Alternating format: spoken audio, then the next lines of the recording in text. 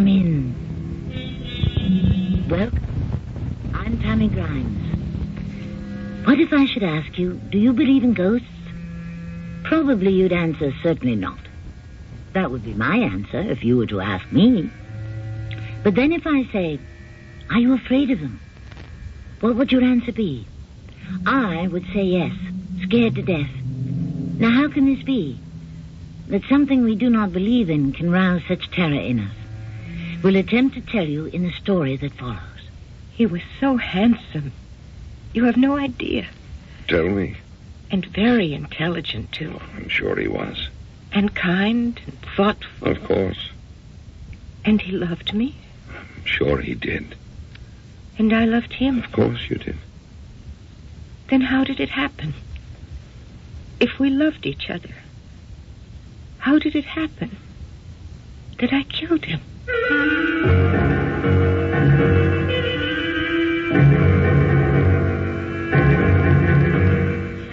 Our mystery drama, The Sensible Thing, was written especially for the Mystery Theatre by Elspeth Eric and stars Lee Richardson.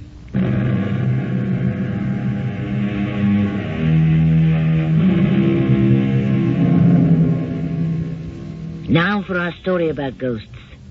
Those non-existent forms, shapes, spirits, spectres, apparitions that track us by day, hover over us by night, color our thoughts and affect our feelings, pervade our work and decide our destinies.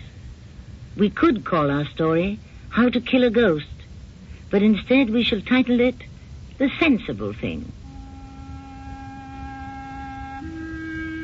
I'm Curtis Bisby.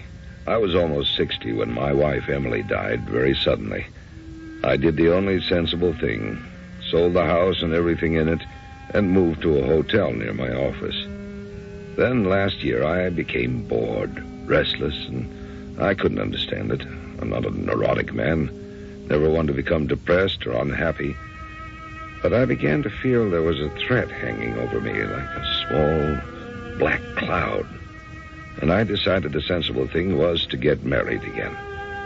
Only I hadn't the faintest idea how to go about it. Until suddenly, it struck me. Yes, Mr. Bisby? Come in here, will you, Helen? Don't bother to bring your book. Why hadn't I thought of it before? It was the only sensible thing. Sit down, Helen. Yes, Mr. Bisby. I'm not taking you away from anything important, am I? Oh, no, sir. How long have you worked for me, Helen? Why, 22 years, Mr. Bisby. Come June. That's a long time. Yes, sir. Do you mind my asking, how old are you, Helen? I'm 47. You live alone? Yes, I do. Mr. Bisby, is there anything wrong with my work? Oh, no. I thought maybe I was, slowing up. No, nothing like that. You're fine, Helen. We've always got along pretty well, haven't we? I've always thought so. Would you care to marry me? Did you say? My wife, Emily, died a few years back, Helen. Yes, I know. I'm all alone. You alone? Well, yes. Where do you live? I have my parents' house. When they died, I stayed on in it.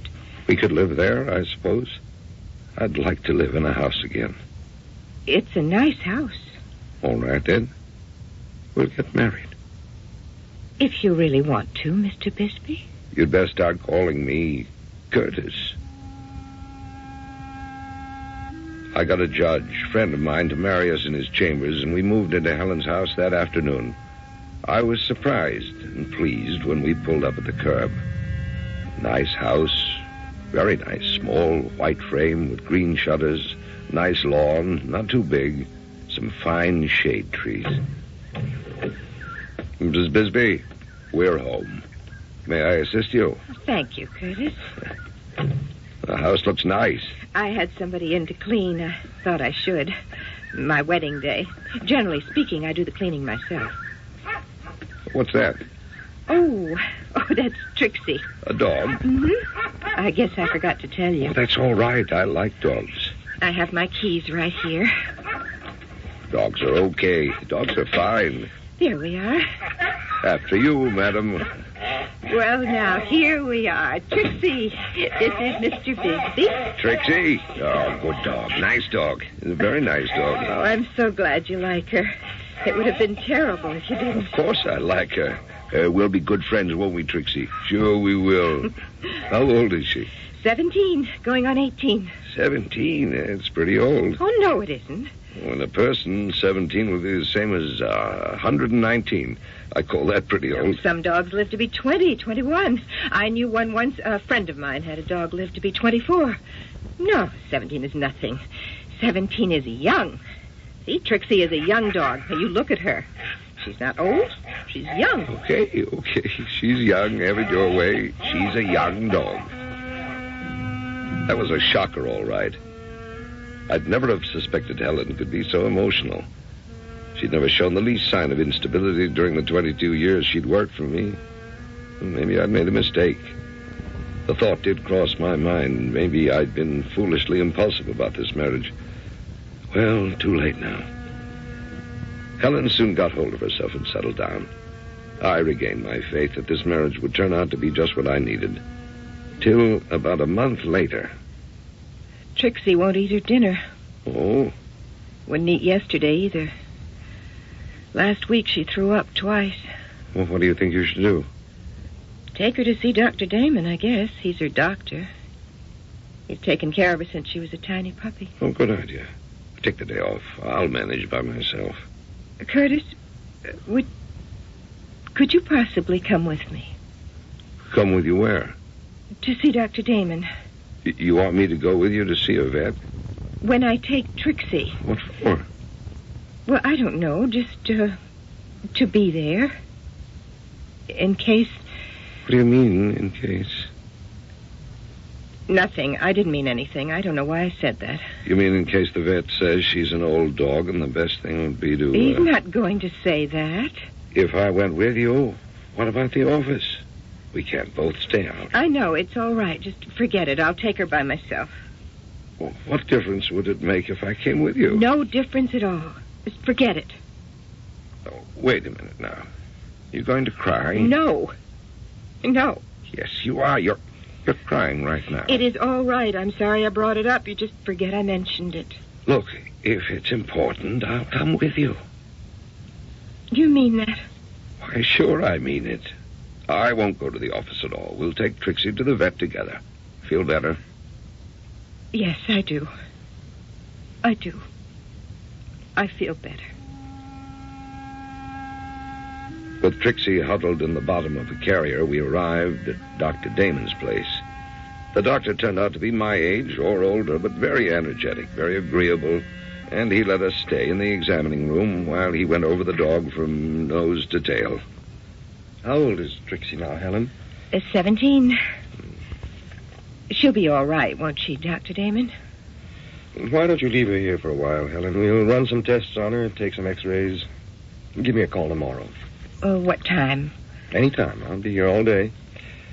Now, let's have Tony here take her downstairs and get her bedded down, okay? Let me go with her. Now, Helen, you know we don't like the owners to go down there. Let Tony take her. She likes Tony, you know that. Please, Dr. Damon, please let me. It's not good for the dog, Helen. I'll take my word for it. But I have to. I have to go with her. I may never see her again. No, let's not be so pessimistic. Just let me, please. Okay. Okay, let her tag along, Tony. Thank you. Thank you very much. Now, Trixie, baby, you're going to be all right. You'll see. Oh, my, these are the hard times. Very emotional, isn't she? Helen? I never knew she could be like this. You're married to her, aren't you? We've only been married a short while, but I've known her for more than 20 years. She was my private secretary, still is. And all that time it never entered your head that she had feelings? Of course I knew she had feelings. Everybody has feelings. But not everybody lays them out for other people to see, right? I guess. For fear of offending others. For fear that others might turn away in embarrassment or, worse still, in disgust. I'm not sure I'd put it that way. No? How would you put it? I don't know. I don't really know.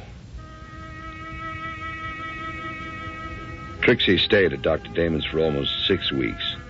Helen called every day and got varying reports. She became a little withdrawn, but still very efficient both at home and in the office. Then, one evening, we were at dinner. You like the meatloaf? Good. New recipe. Cut it out of the newspaper. Hello? This is Dr. Damon. Oh, yes. This is Curtis Bisby, Doctor. It's about Trixie, Mr. Bisby. Her prospects aren't good. Oh. Matter of fact, they're very poor. Hopeless, actually. She's lost a lot of weight. We've been feeding her intravenously, but we can't keep that up indefinitely. The truth is, her whole metabolic system is broken down. I see. At her age, there's no hope of setting it to rights. So if you and Helen want me to go ahead and give her a kind death... I don't think you should ask me. She's Helen's dog. Well, put Helen on, will you? Yes, I will. Hold on. Helen, it's for you. Helen got up and came to the phone. As I handed it to her, I thought how calm she looked. It seemed that we were going to get through this without too much trouble. I understand. No, I really do. Clearly, Dr. Damon was telling her everything he just finished telling me. She was taking it admirably well, I thought. Yes, I see. All right, if you say so. Go ahead. And thank you, Dr. Damon. You didn't finish your meatloaf. Oh, I had enough. I ate most of it. Didn't you like it? I did. I thought it was very good. I'll tell you what. You take the broccoli off your plate and put it on your salad plate. Trixie doesn't like vegetables. She won't eat them. But she does love meatloaf. So put it down on the floor for her. She'll gobble it up. I stared at her. She was engaged in finishing her dinner and didn't look up. I hunted for something to say, but couldn't find anything that would bring us back to Dr. Damon's phone call. Then I carefully scraped the broccoli onto my salad plate and put my dinner plate holding the scraps of meatloaf down on the floor. Helen went right on eating, as though nothing had happened.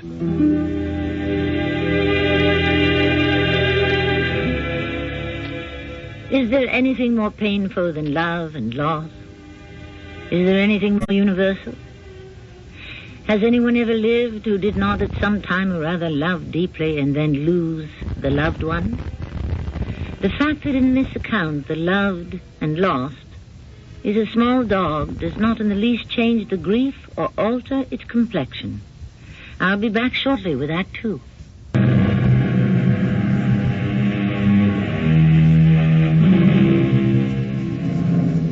Tell me, do you believe you will ever die? I'm sure you know you will. You'd be silly to think otherwise, wouldn't you? Heaven forbid that you should be capable of such foolishness. But isn't there a secret segment of your personality which obstinately refuses to entertain the idea that one day you will abandon this world, or worse still, that this world will abandon you? Listen now to the second act of The Sensible Thing. What had I got myself into? If I'd had any idea, but I didn't. Helen had always seemed such a sensible woman. I'd looked forward to a calm, peaceful life with her. Now, what was this craziness? I felt sorry to call it that, but what else could it be? I invented a story the next morning about seeing a customer across town, my excuse for not going to the office, and 9 o'clock found me in Dr. Damon's office. All right now, Mr. Bisby, calm down. Try to tell me what happened. When I handed the phone to Helen, I went back and sat down at the table. I could only hear her end of that conversation, naturally, but I took it for granted you were telling her what you told me about the dog, about, the hopelessness of the whole situation, Doctor. That's right. And she seemed to be taking it so sensibly. She seemed to be agreeing with you, Dr. Damon, that there was only one thing to do. She was. But then she comes back to the table and, calm as you please, she tells me to take the broccoli off my plate. Trixie doesn't like vegetables, she says, but she likes meatloaf. So I should put my plate on the floor and Trixie will gobble it up. Well, that's what she said, Dr. Damon. Trixie will gobble it up, as though you'd never told her, as though she'd never agreed, as though the dog was right there. Mm-hmm. She's denying everything, that's all. You can't deny death. I mean, there it is. You can't deny it. Well, can't you? To me, it seems very easy. What's hard is to accept it. You think so? I'm sure of it. Now, what do you want me to do with the dog's body? Well, I don't know. I suppose I should ask Helen, only the way she is right now, I don't know. There are crematoriums for pets, you know. Really? I had no idea. Sometimes that makes it easier. Oh, well, what do I say to her? I can't tell you what to say or when to say it. Just follow your instincts and treat her gently. Very gently. It was hard to go home that night. No doubt about it. I was in way over my head. I'd no experience dealing with people who were irrational.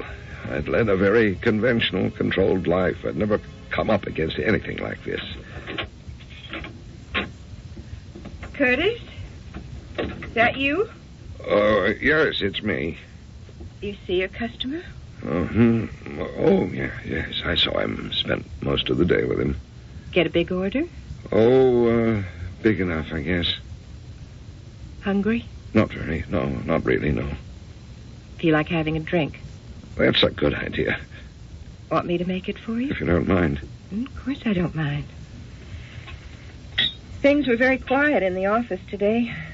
You didn't miss anything, in case you were worried. I wasn't worried. You were there. Why should I worry? That's a very nice thing to say. Thank you. Well, you know as much about the business as I do. More, probably. No, I doubt that. Here's your drink. Thanks. Want anything to go with it? To nibble? No, thanks. Aren't you having anything? I never drink. You know that. I forgot.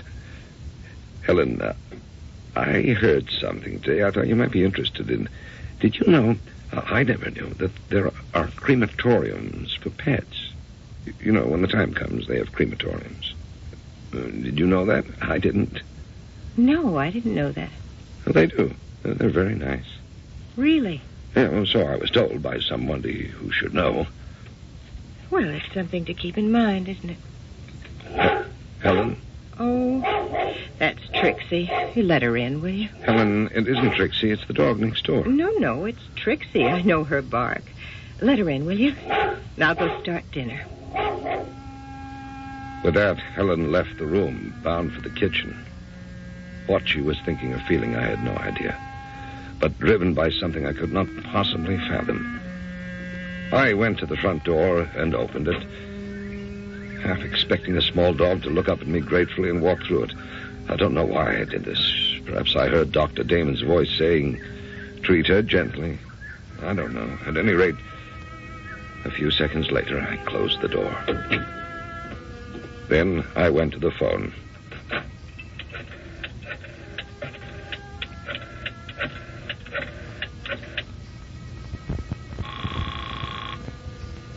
Hello. Dr. Damon. Yes? I'm sorry to call you at home, Doctor. That's quite all right. I hope I didn't take you away from dinner. You didn't. Helen's in the kitchen right now. Give me a chance to call you without her hearing me. Dr. Damon, when I came home tonight, I told her about the place you mentioned. You know, the crematorium for pets. Oh, yes. Helen seemed interested, mildly anyway. I was sort of leading up to, Trixie and everything. She just said very calmly, well, it's something to keep in mind, isn't it? And then, Dr. Damon, a dog barked outside. I happen to know that it was the dog that lives next door to us, Irish setter, I think. But as soon as she heard the bark, Helen said, that's Trixie. Let her in. Oh, dear. I told her, I said, Helen, it's not Trixie, it's the dog next door. But she just said, calm as you please, but very firm. No, it's Trixie. I know her bark. Let her in, and I'll go get dinner started. Which she did, and I called you. I didn't know what else to do. Mr. Bisby, there's a conflict going on in Helen. She knows the dog is dead, but she doesn't know it. Does that make sense? In a way, it does. Not the kind of sense we're used to, but on another level, it makes perfect sense. And it'll go on making sense till she's ready.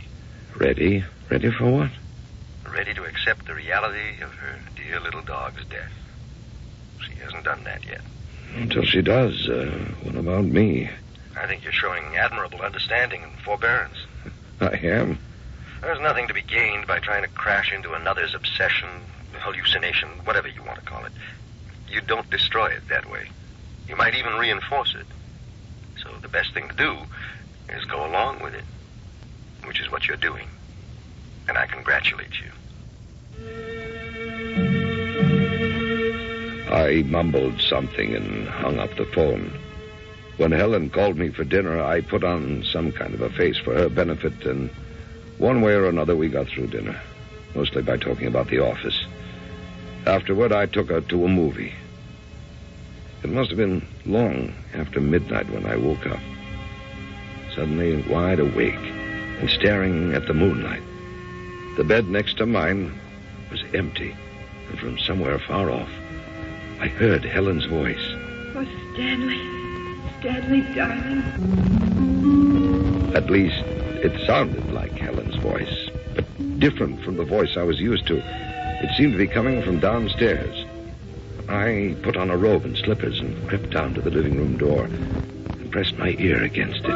I never knew anybody could be so happy. Certainly not me. I don't deserve happiness like this. I never expected it. It was meant for other people, not for me. Oh, I am so happy I think I may die of it. It's too much for me. It's too good for me. Could this be my wife, talking this way, and to whom? I waited, fear clawing at my heart, to hear a man's voice. Stanley, will it always be like this? I mean, forever and ever. Tell me it will always be like this forever.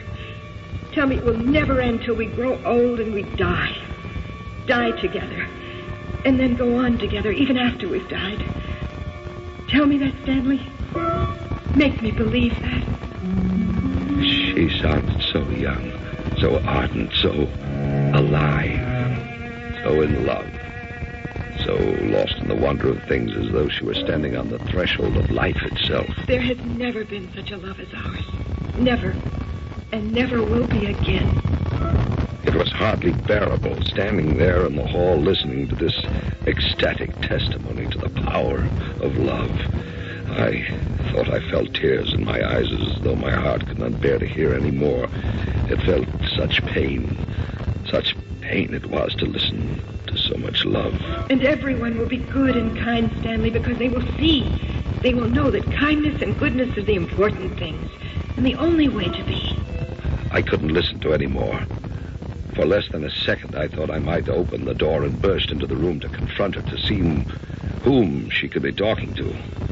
Was he in the room with her, or could she be talking to him from an open window while he stood outside in the dark? Or was she quite mad and talking to no one at all? I stumbled back upstairs, got into my bed, and reached for the phone.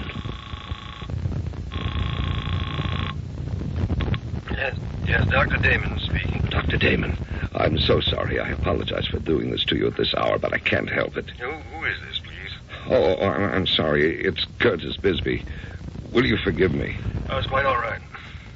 You sound very upset. I am, or I wouldn't be calling you at such an ungodly hour. Is it about Helen? Yes, about Helen. Yes, it's about Helen, Doctor. Tell me. Okay, I woke up a little while ago and Helen wasn't in her bed. And then I heard her voice. It sounded as though it was coming from downstairs. So I went down. I heard her voice coming from the living room. So I went over to the door and I listened. Yes. Go on. It was Helen, all right, only she didn't sound like Helen. What do you mean by that? She sounded like a young girl. A young girl in love, very much in love. Oh, it was Helen, all right, but not the Helen I've always known, not like that at all. Something different, so passionate, so sure of herself. You know, Helen, you know she's not like that. Not with me, anyway. Maybe with this Stanley person, but not with me. Stanley. You said something about somebody named Stanley. That's who she was talking to. She called him by name. I didn't go into the room. I didn't want to, or I was afraid to. I don't know which. Maybe both. I don't know. Mr. Bisby, let me talk to my wife, will you? In the morning, she's known Helen since she was born. If there's anybody named Stanley in Helen's life, she'll know about it. I'll ask her first thing in the morning. Dr. Damon, you don't think Helen may have lost her mind, do you? Why, no. I don't think so. She's always been so sensible.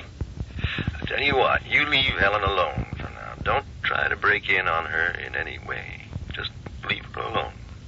And I'll be in my office by 8 tomorrow morning. See me there. I hung up the phone and laid there staring up at the ceiling where the moonlight was making shadows. I couldn't hear Helen's voice anymore, but lying there, it came back to me. It echoed in my head. I never knew anyone could be so happy. I'm so happy I think I may die of it. Will it be like this forever? Where had I heard those words before, or words very like them, spoken with that same urgency, that same breathless passion? Then it swept over me. I'd heard them almost 40 years ago, spoken in the same way, by my first wife, my Emily, the young girl I'd loved so much. Yes, tears were rolling down my cheeks when the door opened. Helen came in and got into her bed, and quietly staring at the shadows, I wept.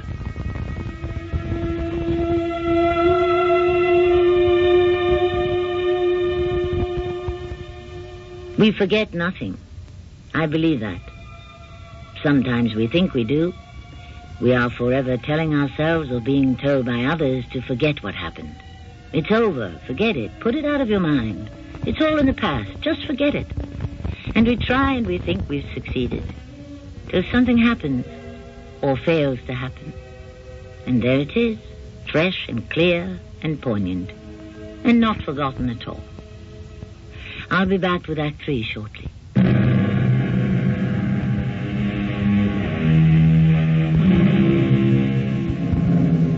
Besides telling yourself and being told to forget it, put it out of your mind, have you also been told and told yourself that you must compromise, face reality, and settle for what's within your reach? Of course. And you think you are doing just that till you hear a voice, tiny but shrill, distant but demanding, and it cries out, "No, no, I want more, more. I want it all." The next morning, I was out of the house early, giving the crosstown customer as my excuse.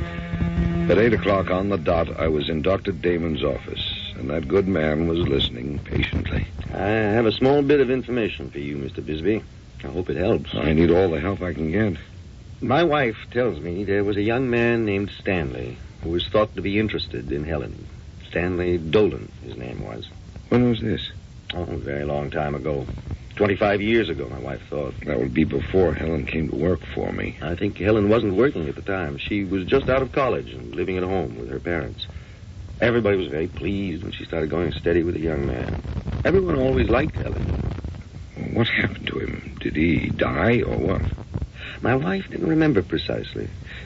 For about a year and a half, Helen was seen everywhere with him. Then suddenly, she wasn't. I suppose everybody took it for granted that they'd had a disagreement of some kind and broken up. Dr. Damon, the way Helen sounded last night by herself in the living room, she was terribly in love with him. I found it hard to listen to, if you want the truth. Why hard? It was such an outpouring of feeling. Maybe I was embarrassed, I don't know. Feelings do seem to embarrass you, Mr. Bisby, wouldn't you say? I don't know. The feelings of others? Perhaps. How about your own? Oh, I could never. I couldn't. No, not possibly. You couldn't possibly do what? I couldn't expose myself like that. I just couldn't. What are you afraid of? I don't know exactly. Afraid someone will laugh? Afraid someone will look down on you? Or think you're strange or even contemptible? Is that it? Well, that could be it. And did you find Helen's outpouring laughable or strange? Or in the least contemptible? Heavens, no. I found it touching, believe it or not, very touching. Even if she was talking to someone I never even heard of, I found that what she was saying was very touching. You know why? Tell me. After I went back to bed, I lay there wondering why, and it came to me that was the way Emily used to talk to me when we first found out we loved each other. Good Lord, I thought I'd forgotten years ago, but there it was, the memory of my dead wife and how she'd talked to me about the miracle that had happened to the two of us.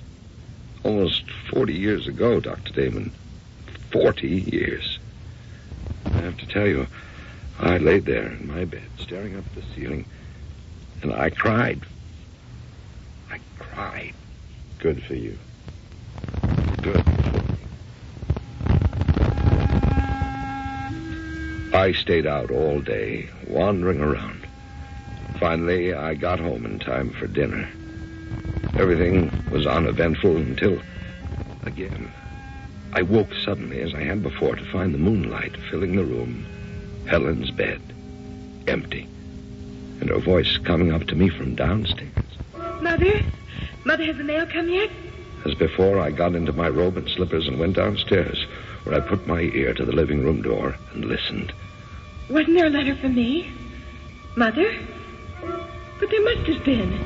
He always answers mine. He always answers right away. Well, almost right away. In a day or two, anyway. A week at the most. It's never been more than a week. This was a different girl from the other time. Still young, still eager, but anxious now. Trembling and insecure, almost desperate, but still holding on, holding on.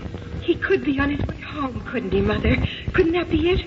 That he's on his way home, and he's coming back by boat? And you can't mail letters from a boat. Oh, I think that must be it.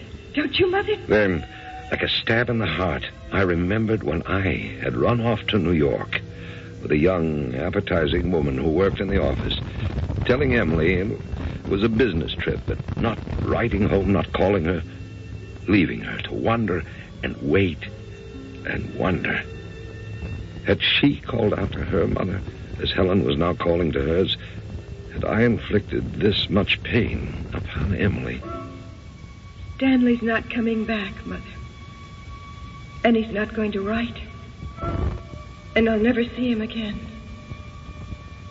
And it was all for nothing. All for nothing. All that joy, all that hope, all that love. It was for nothing. I wish that I would die. Here. Now. True, I came back to Emily. She never asked for an explanation, and I never offered one. We simply took up where we'd left off. If there was a look of pain in her eyes, I never noticed it, or if I did, I looked away. Oh, Mother, I hate him. I hate him, and I'll hate him forever. He knew I loved him. He did this to me. I hate him so much I could kill him. Oh, I wish he was here so I could kill him. Oh, Emily, did you hate me? Did you want to kill me? At least, my dear, you should have told me. Yes, you should have. I'd have understood. I think I would have understood. I understand now. I stole upstairs and into my bed.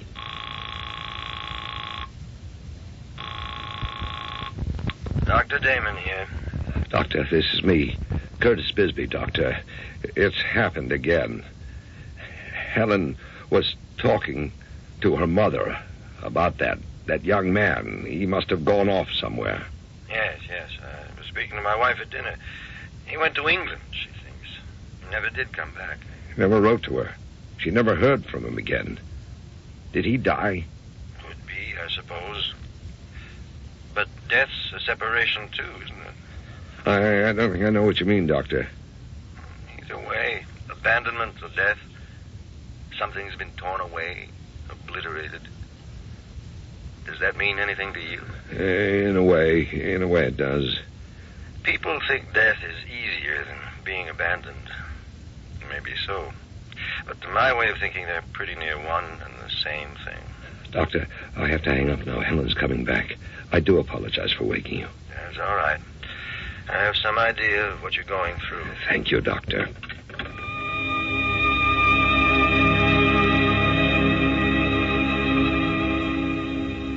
Helen, why didn't you ever tell me about Stanley Dolan? Who? Stanley Dolan. Why didn't you ever tell me about him? Oh, Stanley. Heavens, that was ages ago. Ages and ages. I'd forgotten all about him. I don't think so. Well, I had. My goodness. Tell me about him. There's nothing to tell, Curtis. Yes, there is. Well, Stanley was a boy I went out with for a while, for about a year, I guess, and then we broke up. That's all. No, it's not. I haven't thought about Stanley Dolan in years. Not in years. I don't think you've ever stopped thinking about him. How can you say such a thing? Gracious. Have you? Of course I have.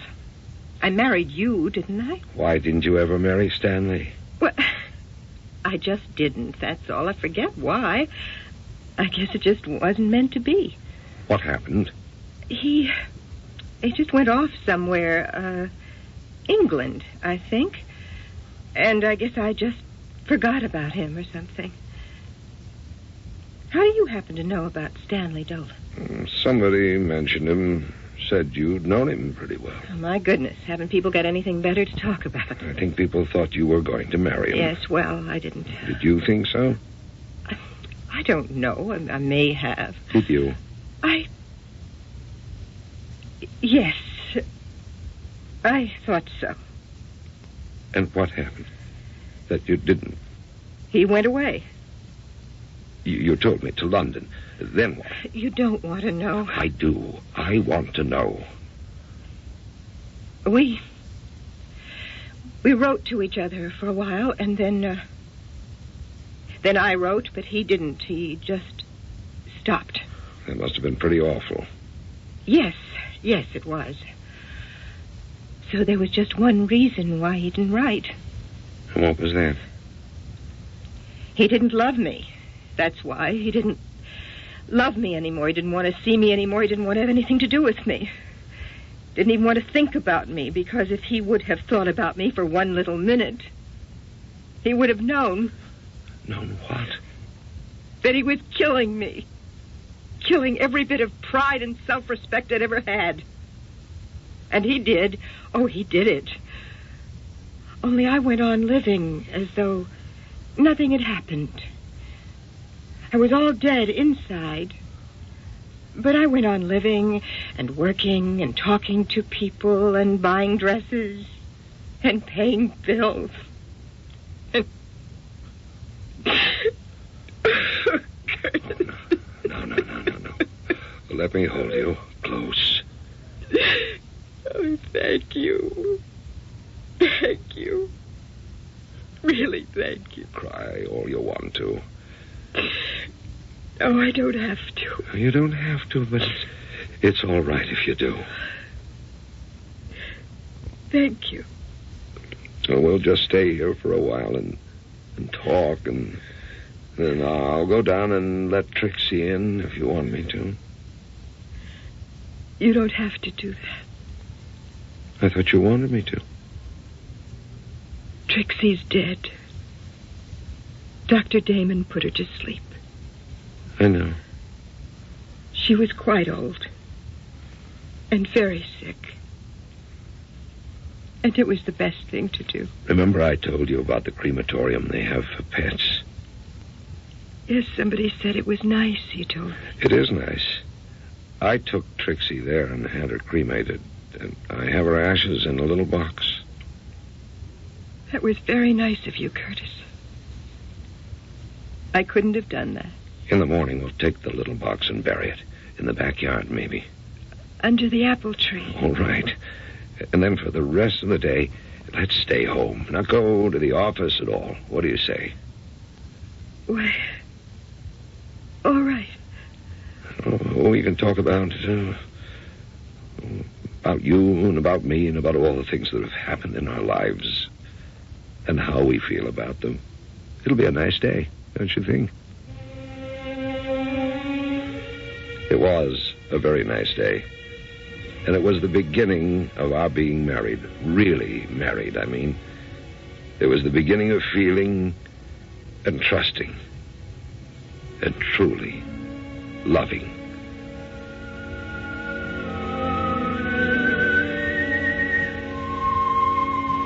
That's the end of the story, called The Sensible Thing, whose alternate title we told you at the start is How to Kill a Ghost.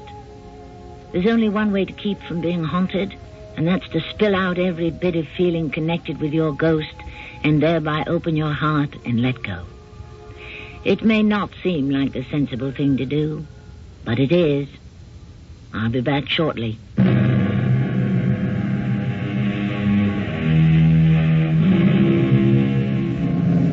When you find the courage to open your heart and let your feelings spill out, try to be sure of two things.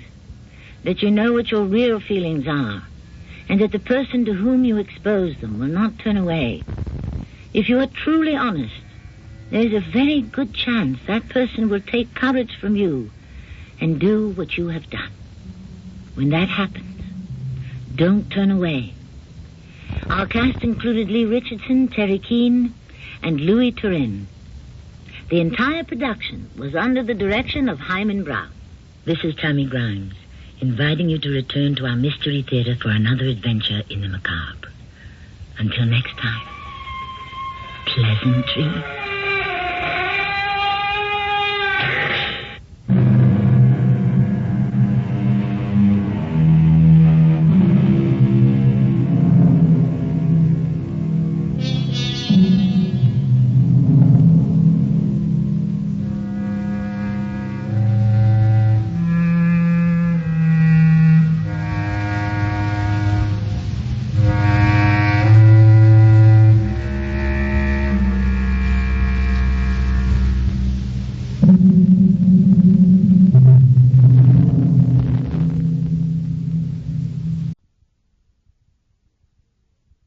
CBS Radio Mystery Theater presents...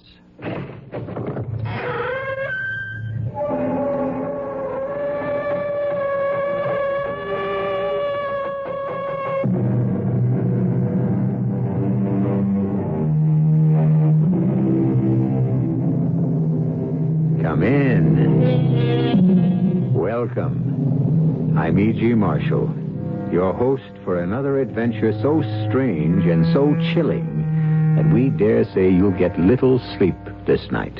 At the moment, we're in a shabby little storefront studio near the waterfront of a large city. On the dusty window in hand-painted letters are the words, Caro, Reader and Advisor. Reader and Advisor, a comfort to thousands who believe in their powers, and a fraud to the thousands who laugh them off as ridiculous. Martha Hawthorne, however, is one of the thousands who believe, and at the moment, she is seeking help for a desperate situation. Well, Caro? It is in this bottle. Do not, under any circumstances, open it until the time comes. Until you are ready to use it. I understand. The effects are not always instantaneous. It takes a while. And it is sometimes unpredictable. I'll take those chances. The idea appeals to me so enormously. It's so perfect. Be careful, Mrs. Hawthorne. I must warn you. When the bottle is opened, be very, very careful.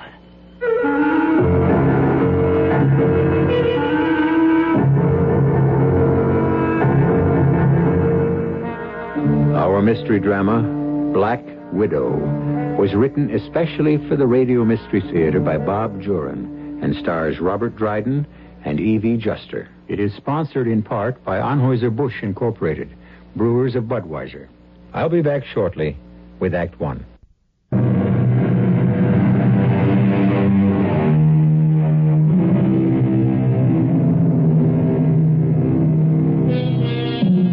Standing up for what you believe is right is both honorable and necessary.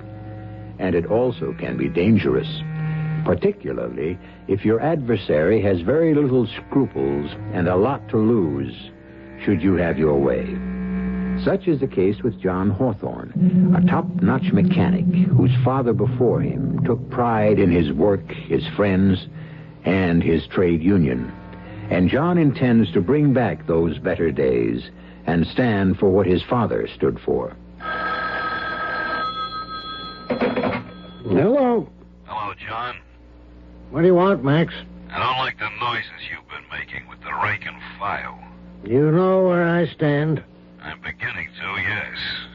It's come to my attention that you're even thinking of running for union president. Not thinking anymore, Max. Am running. That's my job.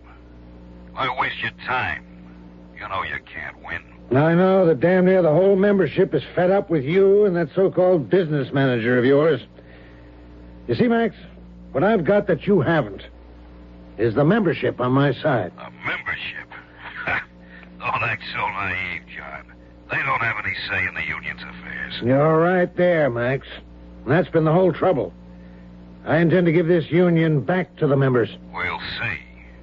Let's talk about it in person. After the meeting next Friday. No, there's no talking to you, Max. We've been trying to talk for 2 years, but you run things your way, and we're fed up with it. All right, John. Don't get excited. You'll run for president and see what it gets you. I wondered when Max would start getting worried. He's not worried, Martha. I am. That makes two of us. I'm proud of your guts, John. But we both know who Max has behind him, and they play rough. I'm not afraid of threats. I'm just worried that maybe I can't carry it off. I still wish you'd reconsider. You have to do what you think is right. I don't want to be a hero's widow, but... No. They wouldn't try anything like that. Oh, I expect a little rough stuff, maybe, but I've got my eyes open. And I've got my protection, too. Oh, John, is it worth it? What's it going to do to Lillian and me? Nobody's going to get hurt. Except Max Conger. He's never had a serious challenge to his authority. We're a small, independent mechanics union that used to be great until Max Conger and his friends got their claws into us. I know you've been upset about it for months. But let someone else carry the standard. I have to, Martha. My father was shop steward for years, and now me. The guys just look to me to do it. Well, I can't say I'm not proud of you. I guess I wouldn't want you any other way. I'm home. Hi, Lillian. Hello, baby. You home for supper? If it's quick, Neil's picking me up at 7. Where are you two heading tonight? Roller skating, believe it or not. We're meeting June and Fred there. Aren't they old for roller skating? I'll get it. Hello? Hello, Mrs. Hawthorne. Hank Thomas here. Oh, yes, Hank. You want John? If he's not busy. Yeah, I'll take it, Mother. Yeah, Hank. John, I've got to call a shop stewards meeting tonight. I know it's last minute. Can you make it? You know I can. Well, we're running into a problem at the Campbell shop over in Florence. We've got things to work out. What's the Campbell shop got to do with us? Well, we're all union brothers. Yeah, and it suits your purpose. Okay, John, I know about your talk with Max a little while ago. When you win the election, you can do things your way. Until then, we'll do it mine, okay? See you at 8. Yeah. Okay, Hank.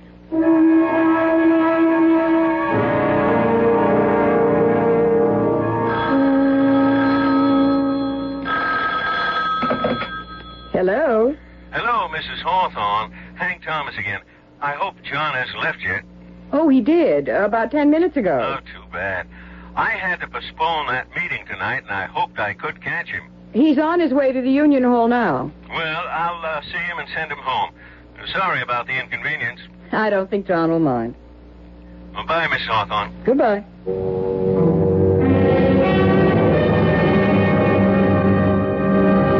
Good evening, Mrs. Hawthorne. Good evening, Caro. I'm sorry to bother you for reading this late, but I'm terribly worried. I am always at your service, Mrs. Hawthorne. Always. For regular customers who need help from the cards.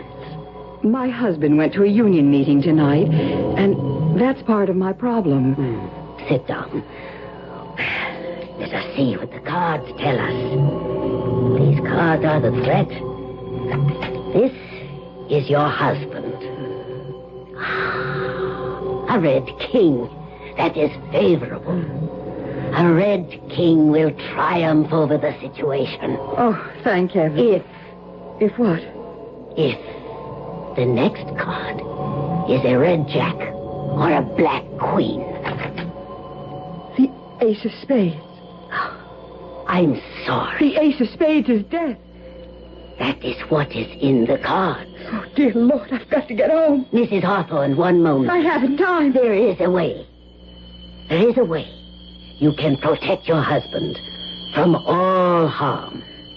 Caro, what are you saying? There is... Well, I hate the word. A spell. It is costly, but it works. With it, he cannot be harmed. Are you serious? Very. Then for heaven's sake, do it. Give it to me or whatever. It will take 2 days, but it will work. Do it. Well, I will need a bit of his hair and a bit of his skin. His skin? Oh, just a tiny shaving. Not even enough to draw blood. And a snip of hair. But how can I get them without his knowing? That does not matter. Explain it to him. He will agree. Oh, he'll think I'm crazy. Find a way to get them. And get them fast if you value your husband's life.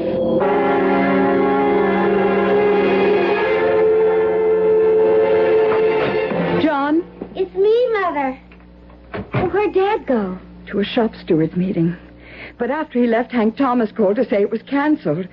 I thought your father would be home long before this. Oh, they probably went for a drink. They usually do. But the meeting was called off. I'm so... Mother, what is it? You're shaking. Lillian, your father's in danger. Oh, Mother, have you been seeing that Carol person again? I had to. I had to know what would happen with this union business. Oh, Dad can handle himself, and you know it. What did your advisor say? You mustn't tell anyone, Lillian. She's going to give me a spell to protect your father. A spell? I don't like seeing you this way. Believing something like this would work. Well, it's voodoo. Or worse. It's not going to protect Dad. It's making a wreck out of you. This union business is making a wreck out of me. If I can find a way to stop it, I will. Well, this isn't the way to stop it. With witches' spells and... John forgot his key. Not a word to him about this. Well, how is the... Oh. Miss Hawthorne? Yes? Lieutenant Carey, 14th Precinct. What's happened? John? What is it, Mother? Police, ma'am. Mr. Hawthorne met with an accident. Oh, Lord. I'm too late. Oh, what happened? Hit and run, apparently. No witnesses. Oh, how bad. I'm his daughter. Fatal. I'm sorry. Will you come with me, please? Oh, Mother. I was too late. Too late. Give us a minute, please. Oh, of course. I'll be outside. Mother, we have to go to police headquarters. He's dead. And I was too late. Mother, please. It's hard for us. We have to go.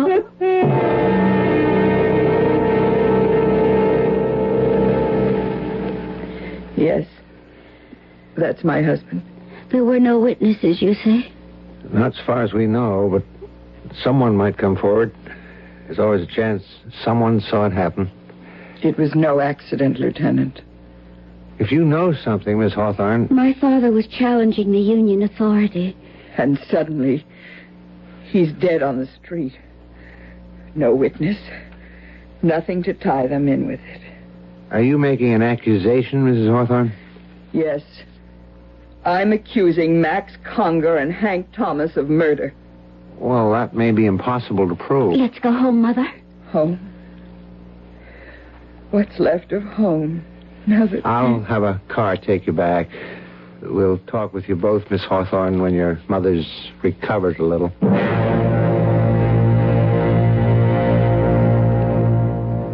There's absolutely nothing to link those two men with this case, Miss Hawthorne. I realize that. Well, there's always a chance, as I said, of someone coming forward. Oh, I doubt it. But it would take that, I'm afraid, to pull Mother out of her shock.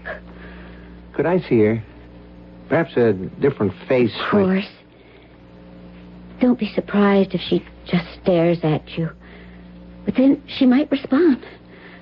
Follow me. Sure. You've had a doctor attend her, I'm sure. Oh, yes, almost every day. Apparently this happens frequently. He says medication might even make it worse, so he's just waiting for nature. In your mother's case, there's the bitterness. That makes it all the tougher. Mother? Mother? But she's gone. But I thought you said she hasn't left this room for a week. I talked to her here just an hour before you arrived. We were right downstairs. How could she get by without our seeing her? The back stairs. It's possible, but it's not probable. But where would she go? Now, I have to ask this. Did your father have a gun? No. Not that I know of. I've got to use your phone, and fast.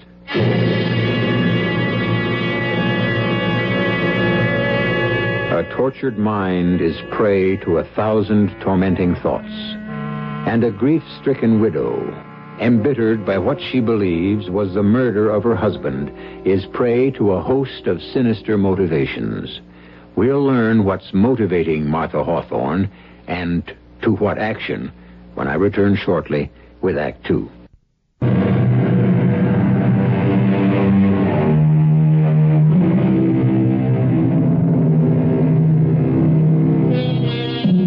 Martha Hawthorne has at last been motivated. For a week after her husband was killed in a hit-and-run accident, she sat motionless in her room, harboring the bitterness of suspicion, convinced he was murdered by the men he challenged. But for Martha Hawthorne, there was no way to prove it. Now, dressed entirely in black with a widow's veil, she seeks the help she so desperately wants. Sit down, Mrs. Hawthorne. Well, I was sorry to hear of your husband. We were too late, it seems. They didn't give me a chance to protect him. Are you so certain these men were responsible? I'm certain. Then would not the police be the ones? The police can't do anything. There's no proof, no witnesses. That's why I'm here. I want revenge. If it is in the cards, perhaps. Not the cards. You know what I want. Yes. One that will be as foolproof as theirs. Are you sure? I'm certain. Mrs. Hawthorne, please listen. I have been your advisor for almost 3 years. You are a gentlewoman. What you are doing now is out of grief and bitterness. Wait a month, and I will not wait. Very well. There is a very effective method, and you would be above suspicion. Exactly what I want. There is some risk to you. That doesn't matter. Come back tomorrow. I shall have it ready. It is in this black bottle. Do not, under any circumstances, open it until the time comes. Until you are ready to use it. I understand. The effects are not instantaneous. It takes a while. And it is sometimes unpredictable. I'll take those chances. The idea appeals to me so enormously. It is so perfect. Be careful, Mrs. Hawthorne. I must warn you. When the bottle is opened, be very, very careful. Martha, come in. I hope I'm not interrupting anything, Max. Of course not. I imagine you're surprised to see me. You're always welcome here, Martha. You know how I felt about John's death. Your flowers were very thoughtful. Hit and run's a cowardly thing. If we can find out who killed John and just left him But there... he's conveniently out of your way now. Wouldn't you say whoever did it did you a favor? Martha, what a thing to say. John was a fine man. But still a threat to you. And your position. We had our differences, yes, but to say that... You don't fool me, Max. Oh, I don't say you were driving the car. But John's death was no accident, and you know it. You arranged it. You're taking chances with that attractive mouth of yours, Martha. What you mean is I'll be next? This is ridiculous, Martha. I wouldn't threaten you. Nor are you. But if a certain piece of evidence I have proves to be right, I'll drop the proof of John's murder right in your lap. What evidence? That's my secret. It's in my garage. You'd know it if you saw it. And it points right to you and Hank Thomas. I don't believe you. That doesn't concern me. I came here, Max, because I want you to know I'm not making wild accusations. When I can prove it, and I know I can, I'll do what's fair and right. Go ahead. You think you can tie me or Hank into this? Go ahead. You're going to be very sorry, though. Oh, no, I'm not, Max. You are. Martha.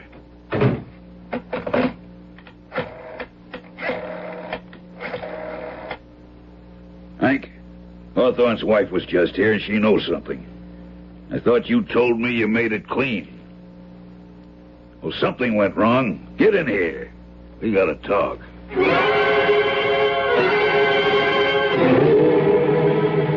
Mother, why can't we have the lights on? And why have you been pacing by that window for an hour? You'll know when it happens, Lillian. And I'm pretty sure it will. Why don't you tell me? Wait. There. Yes. There they are. Who? Max Conger and Hank Thomas. What? They're heading for the garage. I knew it. Mother, I insist on knowing what's going on. That's it, Max. Come into my parlor, little flies. I'm ready for you now. I knew you'd prove your guilt. Mother, should I call the police? No. Stay right here by the window. Keep watching the garage. Watch everything they do. I'll be back in a few moments. Where are you going? Never mind. Just stay here and don't leave the window whatever you do.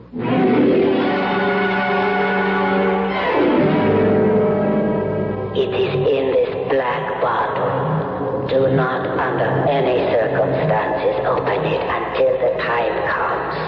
Until you are ready to use it. The effects are not instantaneous. It takes a while. And sometimes it is unpredictable. But be careful, Mrs. Hawthorne. I must warn you. When the bottle is opened, be very, very careful. Keep the light low. What are we looking for? I don't know, but she said I'd recognize it. She or the daughter's liable to see us. There's nobody home. I've been phoning for an hour. No lights in the house. Well, damn. This is crazy, Max. How could she have any evidence? She's working on your nerves. How could she trace it to us? I don't know. And that's what worries me. Flash your light around, but keep it low. Early. Look at that. Yeah. Looks like a black widow. They're dangerous. Not if you don't touch him. See? It just sits there. It gives me the creeps. Let's get out of here. Not till I find what I came for. The spider's gone. Oh, look at everything. What stands out? I don't know, Max. But if you're not leaving, I am. Go then and leave me the light. Yeah. Wait. Look. That Black Widow spider again. It's right in front of the door. They won't attack. At least I don't think so. If you touch one by accident, that's when they fight back. Look at it, though. Takes little steps toward us. It's disappeared again. They don't like the light, I think. They head for dark corners. I got chills just looking at that thing. I'm getting out of here, Max. Okay. There's nothing here. Martha's bluffing. So, Mrs. Hawthorne, it was effective. Very.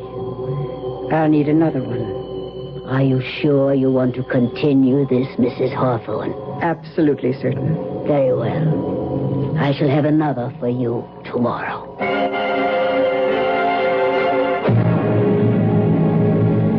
I hope you don't mind my calling on you at home, Max. It's all right, Martha. Come into the study. I've decided not to pursue this any longer, Max. I'm not sure I can make my evidence stick.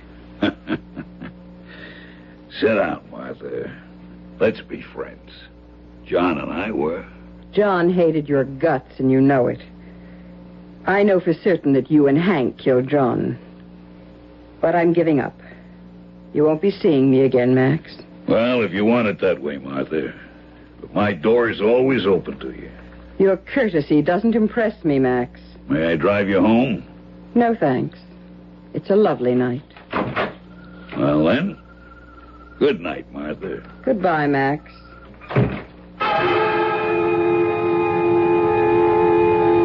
Be careful, Mrs. Hawthorne. I must warn you, when the bottle is opened, be very, very careful. I'll be careful. Here's to your health, Max.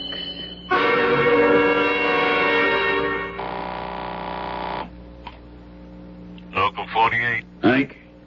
Hello, Max. What's up? I just had a visitor. Martha Hawthorne. Oh? She's giving up. She knows she can't prove anything. She's finally admitting it. There's still that nosy detective to deal with. He hasn't got a... Oh! Max, what's the matter? Good Lord. Max, what is it? A black spider just landed on my desk. A spider? It's a black widow. Hit it with the phone. Going up the lamp. Max, you gotta kill it. I can't move, Hank. I can't move. It's so hideous. Oh. Max, do something. It jumped. It's on my neck. Ah! Get off. Get off. Max. It Max. bit me. I'm bitten. Max. Oh, get an ambulance.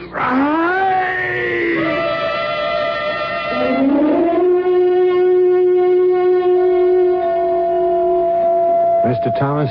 Yeah. I'm Lieutenant Carey, 14th Precinct. I called on you after John Hawthorne's death. Yes, sir. I'd like some information. So would I. I want to know how Max is.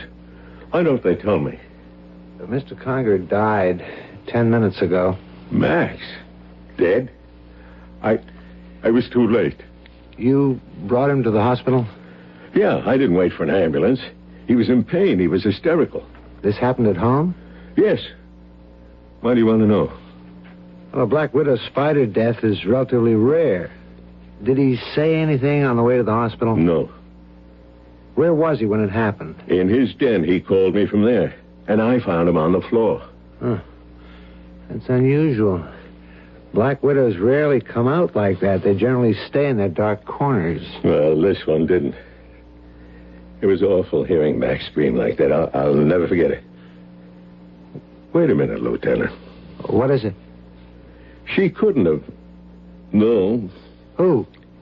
Martha Hawthorne. She visited Max last night. The hit-and-run victim's widow? Yes. Well, you think there's a connection? Well, it's crazy. It's wild. Mrs. Hawthorne accused Max and me of her husband's death. Yeah, I know. And last night she went to Max and told him she was, well, withdrawing the accusation. So? She was there.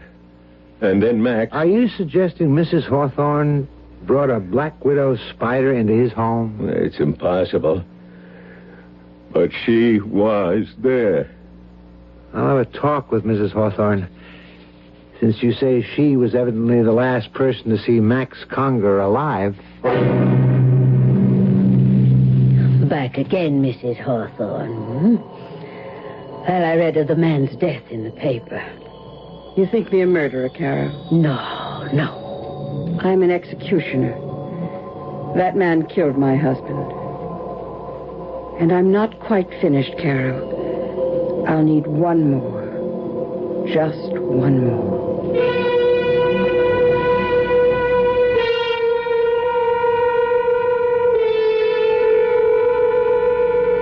Martha Hawthorne is a determined woman, and she's chosen a unique method for disposing of her husband's killers. Untraceable.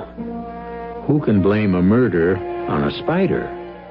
But through it all, there's one risk to herself that Martha Hawthorne fails to see.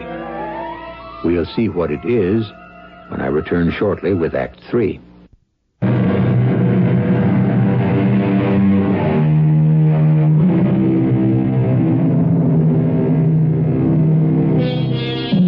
Will you walk into my parlor, said the spider to the fly.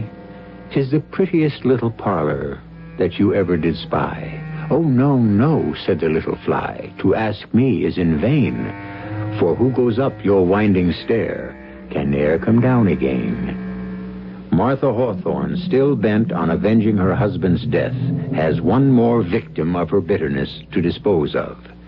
But the victim is beginning to fear for his life and has suggested to Police Lieutenant Carey that there may be some connection between Martha Hawthorne's visit to Max Conger and Max's subsequent death. How can I help you, Lieutenant Carey? It's about the death of Max Conger. That was dreadful.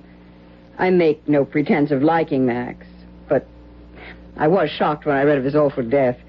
A spider, oof. Mr. Conger's associate, Mr. Thomas, says you visited him that night. I did, that's true. I told Max I was through accusing him. You know the story. We're still investigating that case, Miss Hawthorne. I'm trying to forget it. Why don't you? No, we don't forget hit and run. But back to the reason for my visit. Yes? I don't know how to say this, but you visited Max Conger, and a short time later, he was bitten by a deadly spider. Do I? No, I don't think I understand you right. Are you suggesting that I had something to do with a spider biting Max Conger? Well, I know it's far-fetched, but we have to take Far-fetched? It's insane. How in the world could I catch one, let alone deliver it to Max Conger?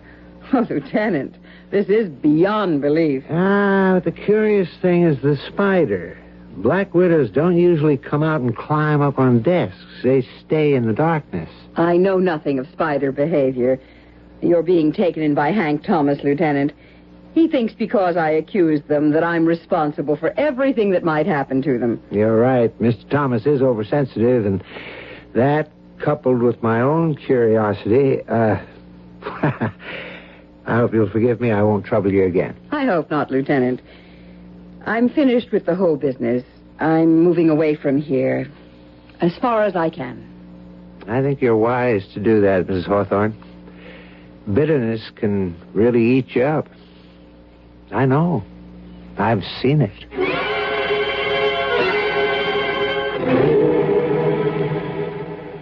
I don't care what you say, Lieutenant. I'm in danger. Now, Mr. Thomas, Mrs. Hawthorne can't possibly do you any harm. She did it to Max.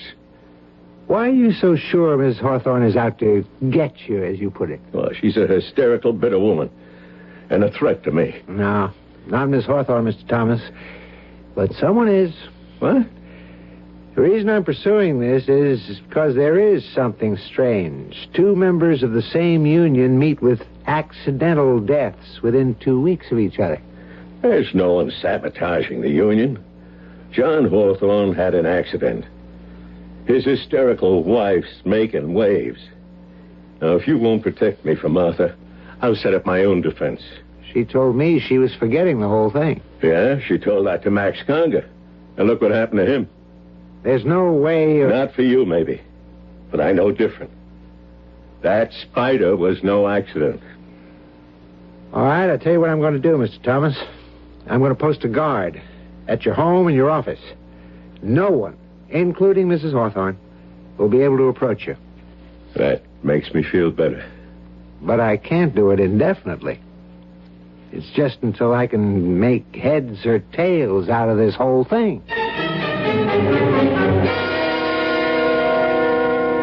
Good afternoon. I'd like to see Mr. Thomas. Sorry, no one's permitted in the office, ma'am. Why, a police guard. Has something happened to Mr. Thomas? Lieutenant Carey's orders. No one's allowed to see Mr. Thomas. He's all right, then. Yes, and Lieutenant Carey intends to keep him that way. But I don't understand. I've known Mr. Thomas for years. I'm Martha Hawthorne. Oh, yeah. Well, sorry, Mrs. Hawthorne, but he said you particularly were to be kept out. I'm very sorry for him. He must be living in terrible fear. Can you imagine anyone being afraid of me? Excuse me. Yes, sir? Oh, it's you. Where's my secretary? She's gone to lunch, sir. Well, when she gets back, I'm going home. Yes, sir. Hank, what's the trouble? Who's out there? It's me, Martha.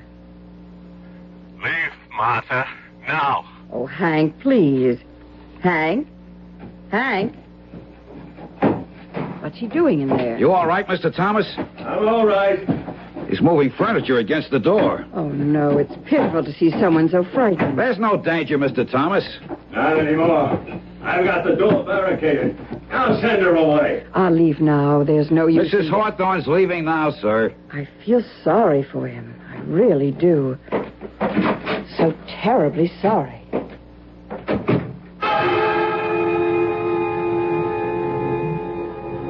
Be very careful, Mrs. Hawthorne. I must warn you, when the bottle is opened, be very, very careful. So Hank Thomas won't see me. Well, we'll see about that. And now here's to your health, Hank. Mr. Thomas, Mrs. Hawthorne's gone now. She really gone? Yes, sir. Okay, but don't let her back in. Not even in the outer office. Yes, sir. To send my secretary in with it. Mr. Thomas, what's the matter? Get it away. Get it away. Oh, Lord. Right. Get it out of here. I can't open the door. You've got the furniture against it. He's following me. If I can just force enough to... Get it off my back. It's on my back. I can't get it off. Hold still. I'll get it. Good Lord, it's a Black Widow. Get it off. Get it off.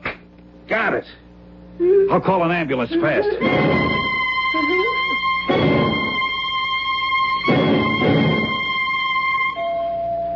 What's the word, Lieutenant?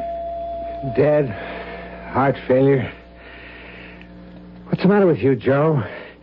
I put you there to guard him, and bingo, he gets it with you right under his nose. I ought to have your badge. Lieutenant, I swear nobody went into that office. You said Mrs. Hawthorne left shortly before he started screaming? About 2 minutes. Maybe less. While she was there, in the outer office, did you see her take anything from her purse? Oh, not a thing. I can swear to it. She wasn't there more than a minute. He told her to leave. And she never went into his private office? I wouldn't have let her. Your orders. Besides, Mr. Thomas had a chair pushed in front of the door. That's why it took me so long to get to him. I don't understand it. I just don't... Mrs. Hawthorne left the outer office. She went into the hall. Then about 2 minutes later, Mr. Thomas screamed. That's right. I had to force the door, and there he was with the Black Widow spider on his neck. I slapped it off his neck and killed it with a book. It's more than coincidence this time. I've got to have a talk with Mrs. Hawthorne.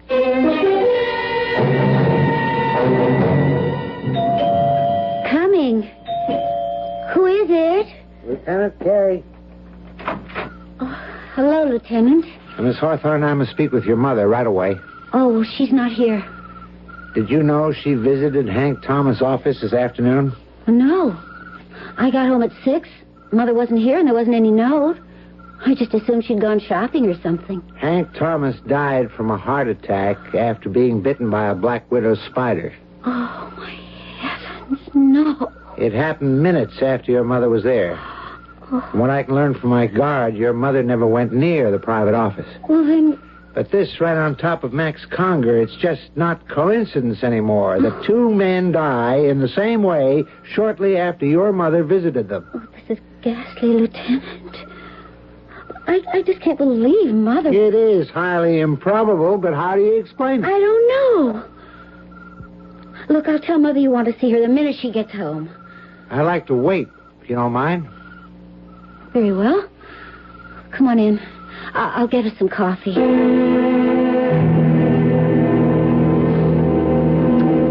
not like Mother to be gone so long without phoning. It's 9 o'clock. Is there a friend she might have visited? Oh, several. I could call... Yeah, maybe you'd better. Because in 10 minutes, I'm going to put out an all points on her. Oh, there she is. Hello, Mother? Oh. No, she's not here. Who? Oh, yes, I know. Urgent? Why? Oh, then Mother hasn't been there today. Yes, I'll have her call you. Who was that? Mother's reader and advisor. Someone named Caro. Oh, she's been going to her for years. Oh, one of those spooks? Oh, Mother believes her. Unless she's checked with Caro, she won't... Oh, wait a minute. Oh, dear Lord. I wonder... What is it? Well, when Mother thought Dad was in danger, she told me this Caro was going to give her a spell. A spell? Yes, a spell to protect him. I just laughed it off. I mean, advice from the cards is one thing, but could this have anything to do with the spiders? Where is this Carol? Oh, I don't know exactly. Somewhere near the waterfront, I know that. I'll find her.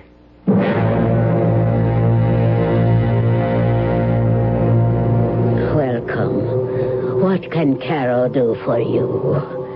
I'm Lieutenant Carey. Police? Now, don't get upset. Just a few questions. Mrs. John Hawthorne is a client of yours? Yes, for several years. But what is the trouble? Has something happened to Mrs. Hawthorne? No. But her daughter says you are going to give Miss Hawthorne a spell to protect her husband. Some believe. Some do not. Did Mrs. Hawthorne ask for another spell? Something involving spiders? Then you know. 2 men have died from black widow spider bites shortly after Mrs. Hawthorne visited them. When did the second man die? This afternoon. My man killed the spider, and we've taken it to The spider was killed? Yeah, it's in the lab for study. Oh, no. I warned her to be careful. I told her to be careful. Then you did supply Mrs. Hawthorne with deadly spiders? No. But you're saying... I did not give Mrs. Hawthorne spiders. Well, what did you do, then? It's obvious that this whole thing started here. She came to me for a deadly weapon, yes. She wanted revenge. And you gave her the spider? No! I told you I did not. How could an ordinary spider be depended on to do what she asked? Yeah. That's been bothering me. I gave Mrs. Hawthorne a potion. A potion? It was an elixir that caused certain changes in her appearance. Oh, it's a very old formula. Oh, dear God. The spider was killed. I told her to be careful. Lieutenant, you will not see Mrs. Hawthorne again. What are you saying? Must I spell it out, Lieutenant, word for word? The potion, for a short period of time, actually turned Mrs. Hawthorne into a...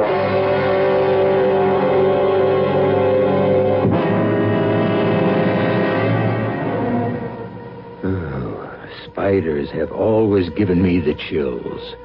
They all serve their purpose in the scheme of things, I suppose.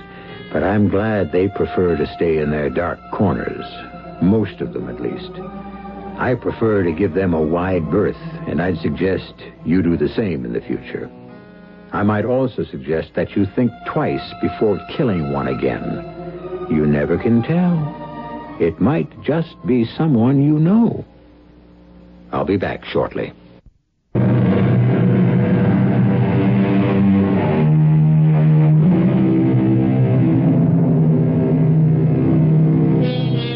Well, perhaps you'll sleep tonight after all. Our story was pure fantasy, of course. No one can actually turn into a spider, no matter how potent the potion. But wouldn't it be fun? You wouldn't have to worry about the fuel shortage, the energy crisis, or inflation. Just where your next fly was coming from. It is fun to stretch our imaginations, though, isn't it? And that, of course, is what Radio Mystery Theater is all about. Our cast included Robert Dryden, Evie Juster, Hetty Galen, Jackson Beck, and Dan Acco. The entire production was under the direction of Hyman Brown. This is E.G. Marshall inviting you to return to our Mystery Theater for another adventure in the macabre. Until next time, pleasant dreams.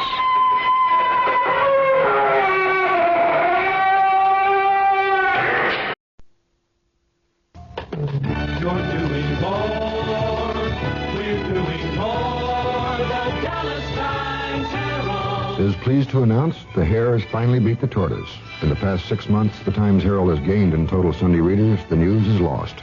And while we've always led the news in Dallas and Dallas County, it's nice to jump ahead in total circulation, too. We've made ourselves the better paper. You've made us the bigger paper.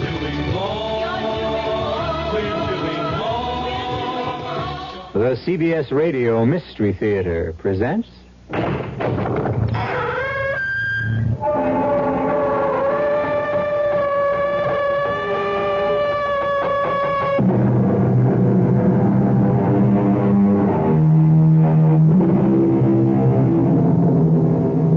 Come in. Welcome. I'm E.G. Marshall. Ferndale is an average small American town surrounded by nice middle-class American homes. It is located in a middle America state and is about as representative of the United States and what its citizens are all about as you can imagine. Nobody in an atmosphere like this has any contact with violence nor walks in any fear. Except, who knows what hides in the private jungle beyond any respectable door. Pow! Gotcha. Dead center. All right, Billy. Give me the guns. Oh, Mom, can't I take them to school? Sorry, partner. But I wanted to show Clancy Williams. Unlatch that belt, paleface, or I'll use it to make your other end red. Better get on your horse. Bye, Mom. I love you. I love you too, Billy boy. And I also could kill your Uncle Ralph for this stupid birthday present. Guns. What place do they have in our life? Or anyone's? Why does the back doorbell always ring when you're at the front? Coming! All right. What's so important? Yes? Hello, wife. Long time no see. Who are you? What do you... Oh, no. It could be...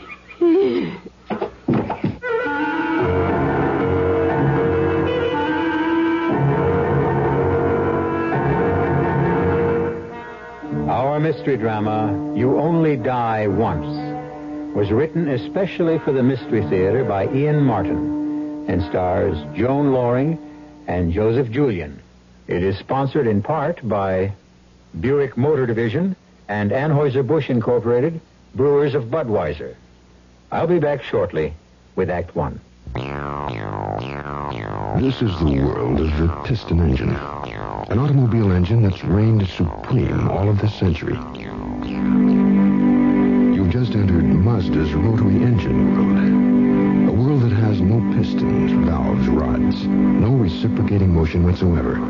It is therefore a world of uncanny quiet, serene smoothness, an uncomplicated world with far less to go wrong. It's a world where clean air requirements, good mileage, and incredible performance exist harmoniously. You have to drive this car to understand why Mazda's rotary engine may replace the piston engine. Time demands change. The past gives way to the future. The rotary engine Mazda.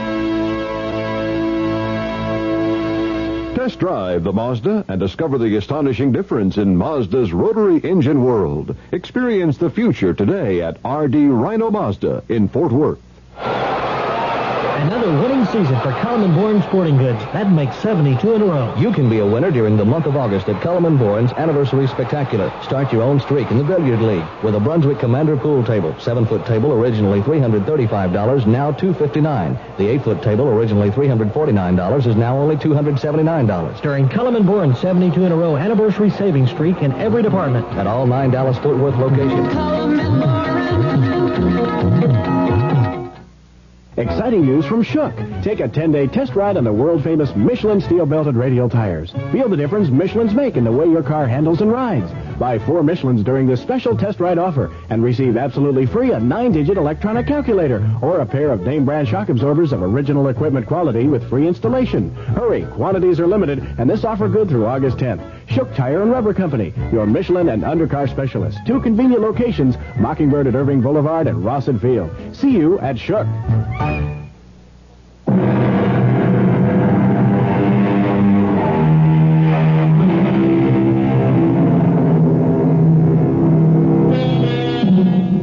Marge Stanley loves her mornings.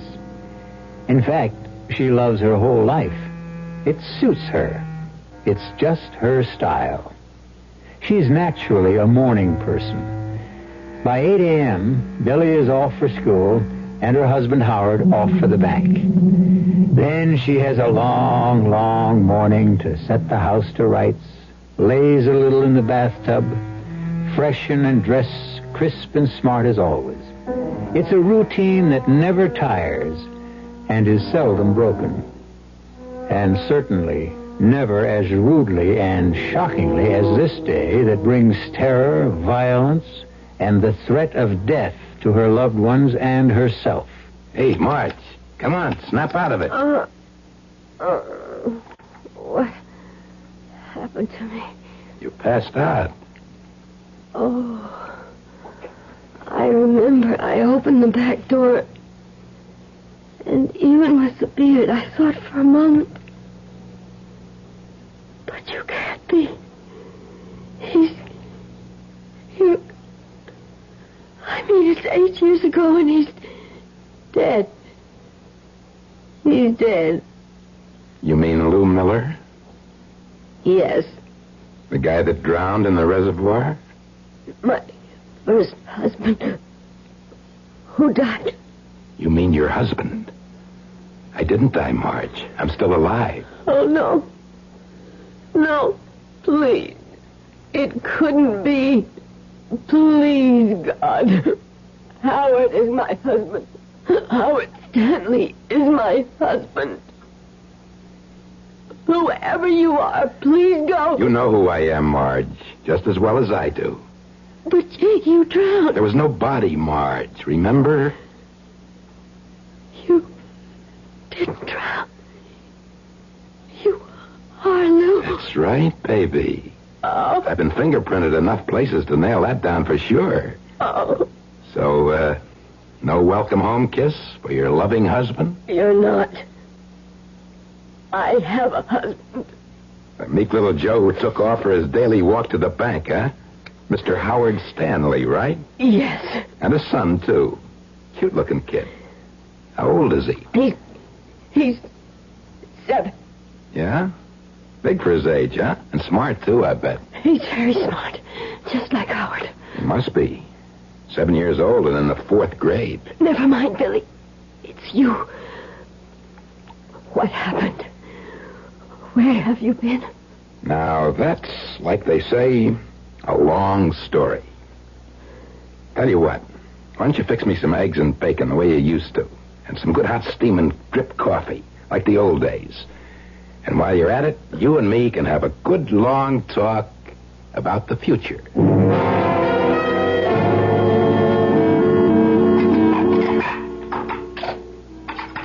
What did you come back for, Lou? I'm your husband. After walking out on me for 7 years? I didn't walk out on you, babe. Remember, I was dead. But you're not. You just deserted me. Did you get a divorce? Why should I get a divorce when everybody's... So, you see, we're still married. Lou, what happened? Where have you been? Remember that summer, Marge? I'm not likely to forget it. Them 3 fellas held up that Potsdam bank and lit out with $100,000. Boy, was I glad I was a scuba nut that year. When they dragged the reservoir where they were sure the guys dumped the loot before they caught them, it couldn't turn up a thing. They did post the reward, 10,000 smackers. Biggest thing ever happened in our part of the country. How could I forget? Boy, I'm telling you, Sugar, I thought them water wrinkles would never wear out of my skin from diving after that bonanza. We were going to use the $10,000 for down payment on a house and a car. Are you kidding? I ever found that suitcase jammed in some crack? I wasn't going looking for no reward. That was all gone to me. You found it? No, I didn't find it. I worked down to the deep end. It was a good 150 feet there. What happened to me was I got swept into the spillway. The what? Where the water runs out of the reservoir. Must have caught my head a real crack. I was stuck in a kind of a pipe. I got out of my tanks, and then I passed out. I must have lost my face mask then, too. Yeah, that's how come the insurance company and everybody else thought you must be drowned. What happened to you? Well, when I came to, I was lying in some reeds, half buried in the mud. There was blood all over my face. I didn't know where I was. Well, get this, Marge, because it's what counts. I didn't know who I was. And I either got out of the flippers or I had lost them, and all I had on was a pair of swim trunks. What did you do? I busted in some house and I got some clothes. And I lit out, hiking. Worked my way west, working odd jobs. And I figured I couldn't keep drifting forever. I had to establish some sort of, what do you call it? Identity. Yeah, that's it. Like who I was. I had to be someone. So I joined the service. 6-year hitch. And 2 nights after I'm out, I got hit in the head in a barroom, Brannigan, and pow, I remember who I am. So I figured I'd come home. You and me have some talking to do. What? I need a stake, Marge. Some dough. That's one reason I looked you up. Well, I could let you have $15 or maybe $25. Now, don't kid around with me, baby. I said a stake. You know what I'm talking about. Real money. I had to do quite a bit of digging to turn you up when I got back to Ferndale. You mean other people know you're alive? Don't panic, doll. I ain't stupid. I may not be long on schooling, Mrs. Miller, but I got what it counts up here. Mrs. Howard. Well, now, that's the real question, ain't it? Just whose wife are you? Well, now, be reasonable, Lou. There isn't any question of that. I mean, you and I were married less than a year. Howard and I have built a life together for nearly 7 years. What does your husband do at the bank? He's, a bank officer.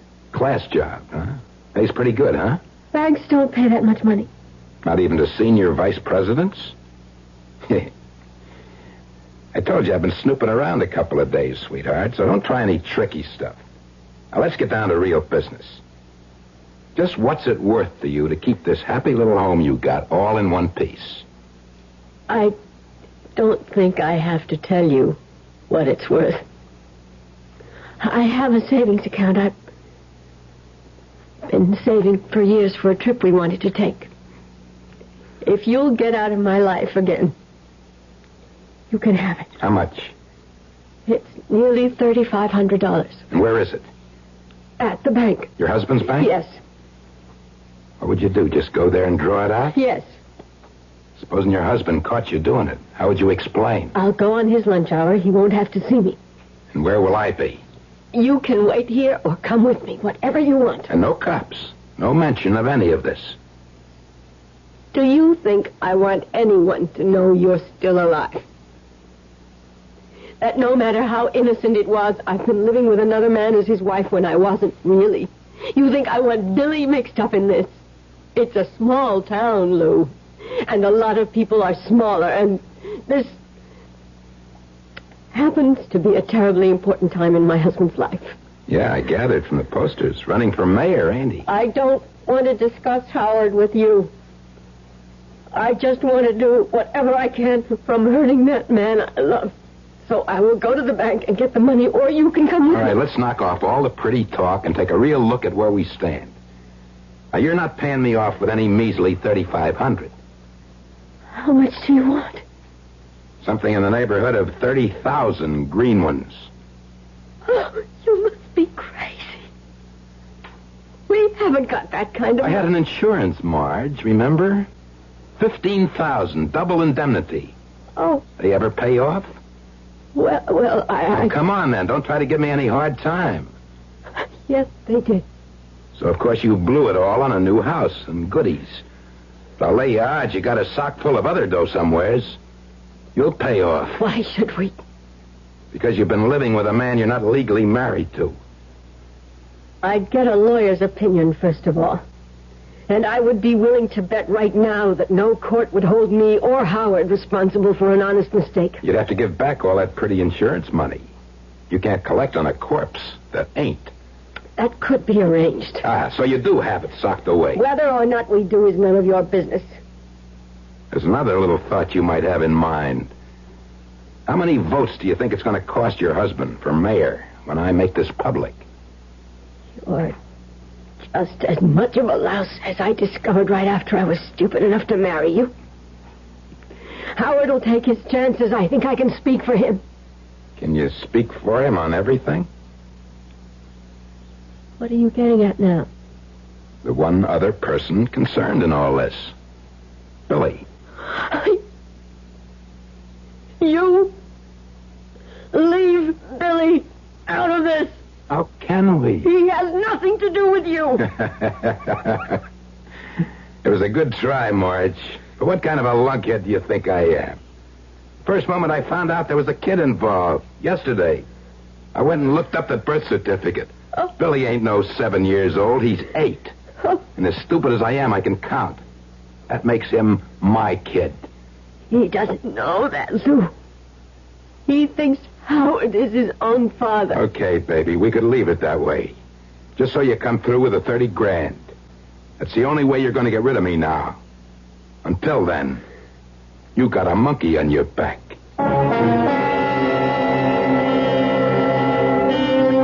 Poor Marge. Her relaxed morning has been shattered as thoroughly as her nerves. And deep as the threat to her immediate happiness seems, she has no conception of how vicious and violent her fight to protect her family is going to be. With her head swimming, she looks again at the man sprawled on the couch and hopes that it's only some ghastly dream. I'll return shortly with Act 2. Friends, there are people within the sound of my voice who never enjoy the company of their loved ones except at mealtime. They're lonely men sitting and watching baseball games all by themselves when they could be watching a parade at Six Flags in the company of their sons and daughters. There are women in the audience, and you know who you are, whose usual words to their blessed little ones are things like, "Be quiet and stop that." Oh, how much better it would be for her to share the thrill of a fireworks display or a suspenseful escape act with her little tots at Six Flags this Saturday or Sunday. Now, I can hear you say, "I want to do that. I want to be with my family at Six Flags. I want to enjoy the rides and attractions with my dear ones, but it costs money." Well, friends, now you can do it. Saturday and Sunday are family days at Six Flags. After 3 p.m., the charge is only $3.50 per person. Now think of it. Togetherness, a harmonious family for only $3.50 per person. Saturday and Sunday after 3 p.m., and the park will be open late both nights. One of the delights of backyard barbecuing is eating with your fingers. One of the disadvantages is having to swat bugs with the same fingers that hold juicy, drippy hamburgers. Hi, Frank Lieber here to tell you that's why True Value hardware stores have Raid House and Garden Bug Killer. So you can make sure that ketchup and mustard mess goes no further than your fingers. Raid kills bugs dead. But used as directed, it won't harm plants or shrubs or your pets or the food that you serve outdoors. True Value hardware dealers suggest you use it this way. About half an hour before you're ready to serve, spray Raid around your patio or picnic table. It kills bugs in the air and in the shrubbery where they hide. And Raid is just as effective indoors and safe. It won't oil stain furniture and draperies. The 13.5-ounce aerosol can of Raid House and Garden Bug Killer is just $1.29. Just one of the values you'll find at the True Value hardware store near your home.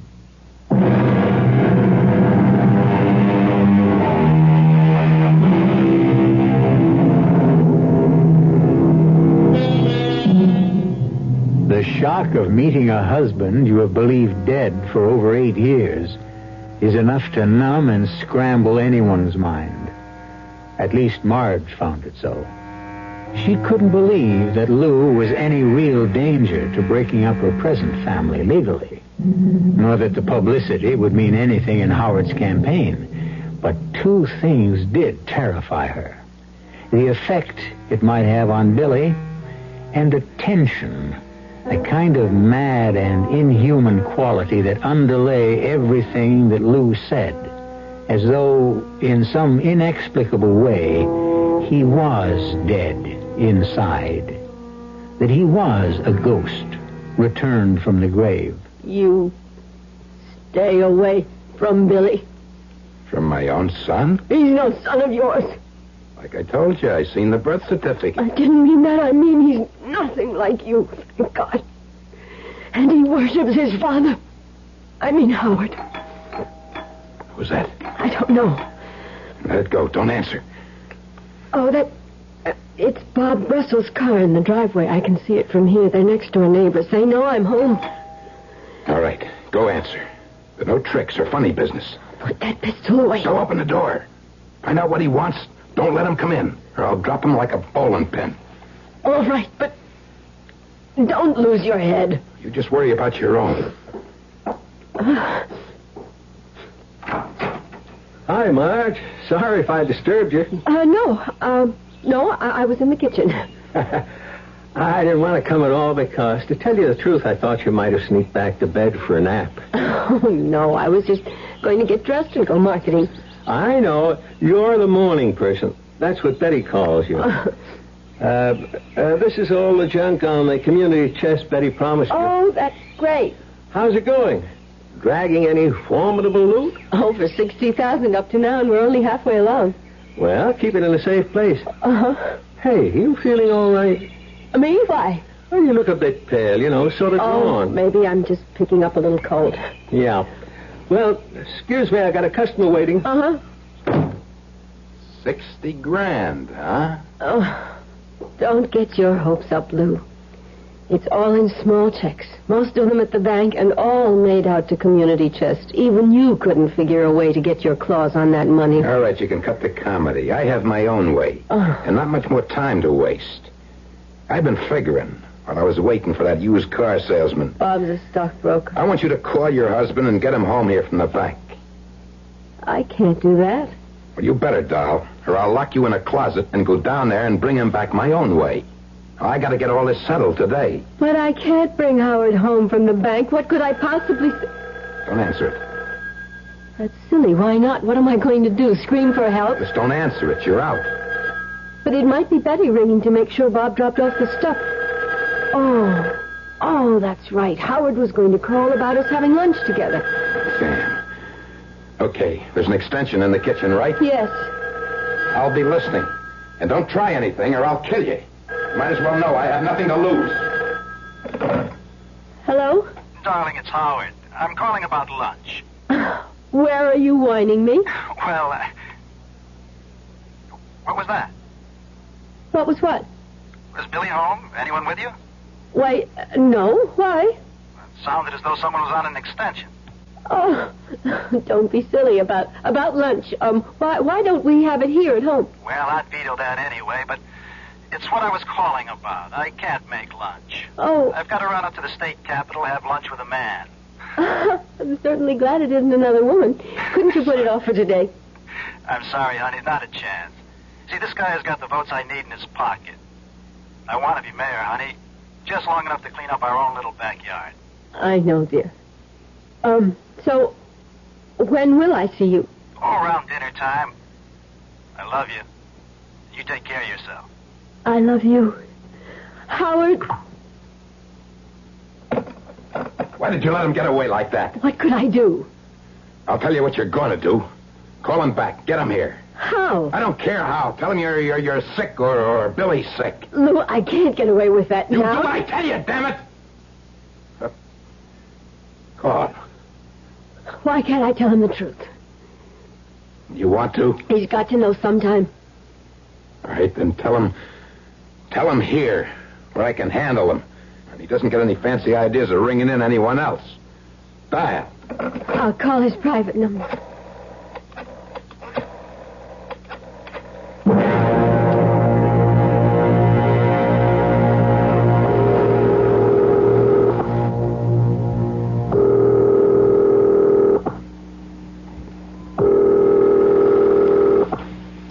So he's gone. You heard for yourself on the extension. Yeah. Well, maybe just as well. Now, look. I'm coming back to something. That insurance money. But it doesn't really exist now you're alive. You listen to me. Please. That hurts. A lot more things going to hurt if things don't go my way. Now, first, the insurance money. Where is it? Don't get me mad, baby, or things are going to start getting real rough. When it finally came through, he put it in a custodian account for Billy. Now, that's real nice. Only Billy doesn't need it anywhere near like his old man does. So I'll tell you what. We got it made. Howard's out of the picture. So you and me will just stroll over to the bank. You can draw out the $30,000 and give it to me, and all our troubles will be over. That won't work, Lou. Why not? Because Howard is the custodian, not me. Damn. Why does everything have to go sour for me? Now what are we going to do? I told you I have a little money in the bank. Now let's forget that chicken dribble. You don't seem to realize the spot you're in, Marge. I'm no small-time operator anymore. The chips are all down with me, so I can't lose except all the way. So you better listen to me and jump whenever I tell you to. You don't sound real. Well, this ain't no ghost story, honey. You're going to have to live with this one. And I'm stuck here until that half-pint husband of yours gets back. Why don't you go away and come back this evening? I've got a whole day of appointments. I ain't going nowhere. Neither are you. But it's just like kidnapping. You named it, baby. You named it. All we're waiting for now is the payoff.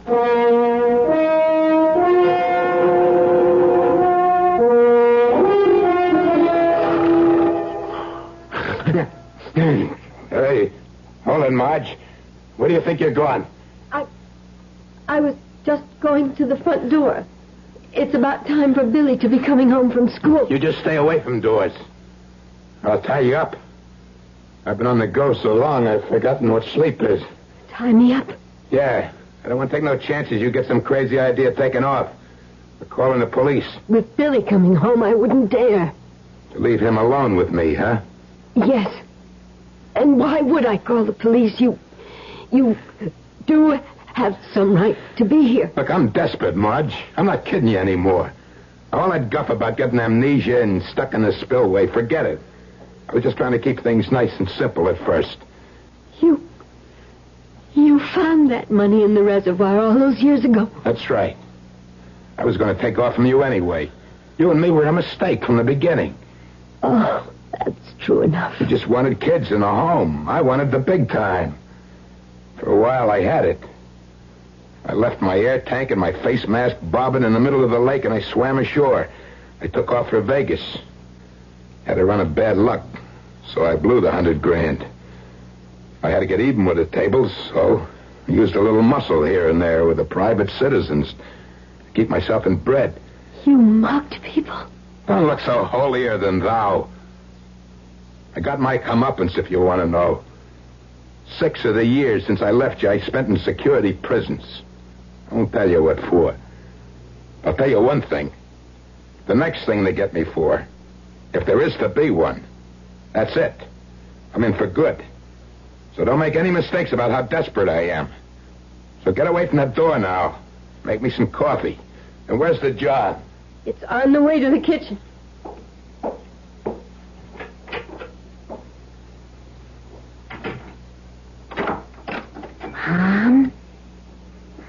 Mom. Good. She's in the kitchen. Just get my guns and strap them on. Better hide unless that's the law. I could use something to eat with a coffee. All right, Lou. Who's Lou? Well, Billy, you just gotta find out. Stick 'em up, Lou. Lou, don't. It's just I can see who it is. It's the kid. Gee, you turned and hit the floor fast. That's a good trick. I'll tell you another good trick, Shrimp. You ever heist anyone and he turns on you, don't you hold back on the trigger ever.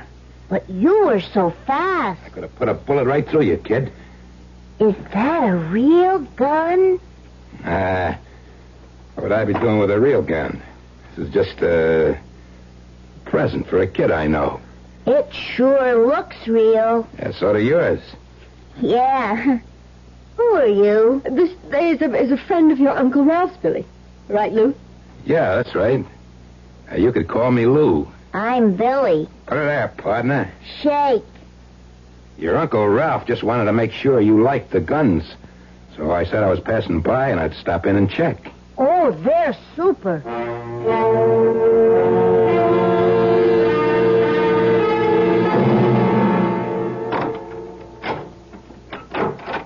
Hi, darling. I was just trying to find the darn key. Who are you? Unexpected visitor. A friend of the family. Marge's side. She asked me to get the door. She's feeding Billy. Come on in. Oh, sure. Sorry, it's just it was such a surprise. Have we ever met? No. Oh, don't let the get-up put you off. I just came off a camping trip. Oh. Well, you seem to know who I am. You want to tell me who you are? Sure. Lou Miller. Lou Miller? But you're dead. That would make it simple, huh? No matter how scary a ghost is, there are ways of making them disappear. Now, me, Howard, I'm the real McCoy. Like, if you want it right between the eyes, I'm Marge's real husband, and that's my kid inside. Oh, my God. Maybe it won't take too much praying to turn me back into a ghost. That's what you and me are going to talk over, Howard. You're the only one with the keys to turn time back again. Just the way it was.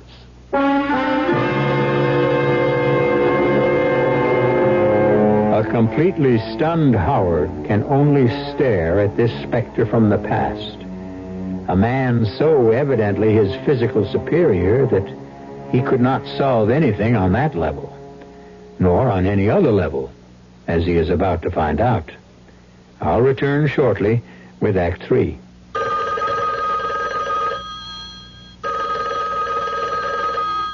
Hello? Hi, honey. How would you like to go out to dinner tonight? I'd love it. Where? Honey, you can have your choice of over 40 of the finest restaurants in the Metroplex. Jack, you joined the Carriage Trade Dinner Club. How did you know? With the Carriage Trade Dinner Club, you get over 40 delicious dinners free in the finest restaurants Honey, like how Coach did... and Horses Tavern, The Buttery, Caruso Spaghetti and Wine, Vic's Gallery, Kirby's, The Catfish Hut, Honey, and many how more. did you know... And there are absolutely no restrictions. You can order any dinners on the menu. Then when the waiter brings your check, you simply present your Carriage Trade Dinner Club card, and you're charged for just one dinner. The second is free. Jeanette, how do you know all about the Carriage Trade Dinner Club? They're running great big ads in the Morning News, Times Herald, and Star Telegram telling all about it, dear. Like the one you slipped into my briefcase? I wanted my husband to have the very best. The Carriage Trade Dinner Club, the most respected dinner club in the world.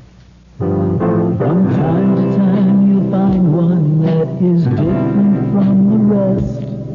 Someone who really wants the things he does to be the best.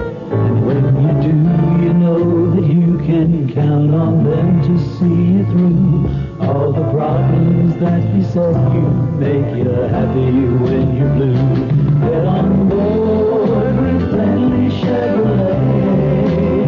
Come get ahead with friendly today.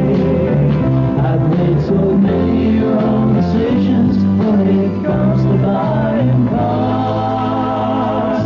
Friendly, I wasn't wrong about you. Friendly, I wasn't wrong about you. Friendly Chevrolet. Friendly, I wasn't wrong about you. Friendly Chevrolet.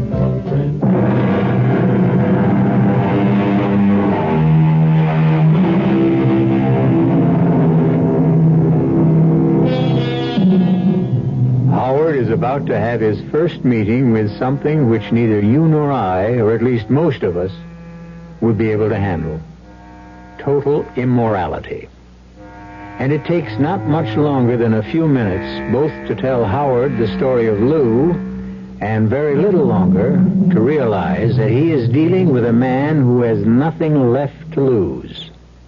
Not even his conscience. What you suggest to Marge is impossible. Why? Because everything, bank books, money, drafts, checks, anything valuable is locked up in the vaults by now. So? You're executive vice president, aren't you? Yes. You got the keys, haven't you? Yes. Once the time lock disengages, which will be, let's see, it's 6 o'clock now, exactly 8 a.m. tomorrow morning. You mean you can't get in there tonight? You'd need an atom bomb to blow that vault door open. The first thing tomorrow morning, you could get those bank books and cash in the dough. Well, I could, but I can't. Why not? Because, first of all, the money for the insurance was left in trust to Billy. It could only be spent on him, but that no longer holds either. The money isn't Billy's or anyone's but the insurance company's now. How come? It was paid in good faith because you were presumed to be dead. And you are quite manifestly alive. Now, look, don't give me none of that lawyer double talk. Who knows I'm alive, except you and me and Marge? Look, suppose I did go along with you. As soon as you'd leave, what's to stop me from going to the police and telling them what's happened? For this chicken feed, nothing much. Wouldn't be worth coming back to put a bullet hole through your head, or Marge's, or the kids. Your own son? Who wants him? I never did. One big reason I lit out. You're welcome to him. Daddy, Daddy, Daddy. Why didn't you come in and see me as soon as you got home? Well, I knew you were eating dinner. We have a visitor. He heard his father's voice, and there was no holding him. Want to see some of the tricks Uncle Lou's been showing me with my gun? Uncle? Lou's a friend of Ralph's, Howard, and just sort of got made an honorary uncle. It's all right, Marge. I know who Lou is. Oh, the twirly parts I'm not so good at yet because my hands are kind of small, and I haven't had enough practice, Lou says. But I'll show you one thing he taught me. Turn around, Lou. Billy, I really think... That's okay, Marge. Let the kid have his fun. Okay, I'm turning my back. I don't know you're there. Stick 'em up. Ah, you got me. Dead center. See, Daddy? See? If you're going to heist a guy and he starts to turn on you, hit the trigger right away. That's what Uncle Lou taught you? If you don't want to find yourself dead. But supposing the other man doesn't have a pistol? Who takes chances? Besides, Billy knows I have one. Still there, you see? That's not a real pistol either. Oh, of course it isn't. Who'd have a real pistol in this house? Can we play some more now? Nope, Billy. That's enough. Time for bed. Let's go. But I don't want to go to bed. I want to play some more. It's time, son. Oh, well, okay. You'll come up and say goodnight too, Uncle Lou. Sure. If you take off right now with your mother. Okay, chum. Up the wooden hill. You always say that. It's a staircase. It's what my mother always used to say to me. You're a cute kid. You wouldn't think it, but I really go for kids. And them for me. Him and me can have a real ball this weekend. You're not welcome in this house. What's the matter, Howard, boy? You afraid I'm going to let Billy know you ain't his real father? For his sake. It would be better for your son not to have his whole life shaken up. Well, I got news for you. If you and Marge don't play things my way, this whole family's going to get shook right out of sight. Now go pour me a shot till we get the kid out of this, and I can lay out for you and Marge just how we're going to play this thing. You can't ask me to rob my own bank. I ain't asking, I'm telling you. On Monday morning, once that time locks off, you pack a suitcase with 250 grand. And don't go writing down serial numbers. And keep the bills as small as you can. But what's the point? You can't get away with it. I'll be sitting here with Marge and Billy and little Bertha here. Anything goes wrong with the outline I already gave you, anything, you're suddenly out a wife and a kid, right?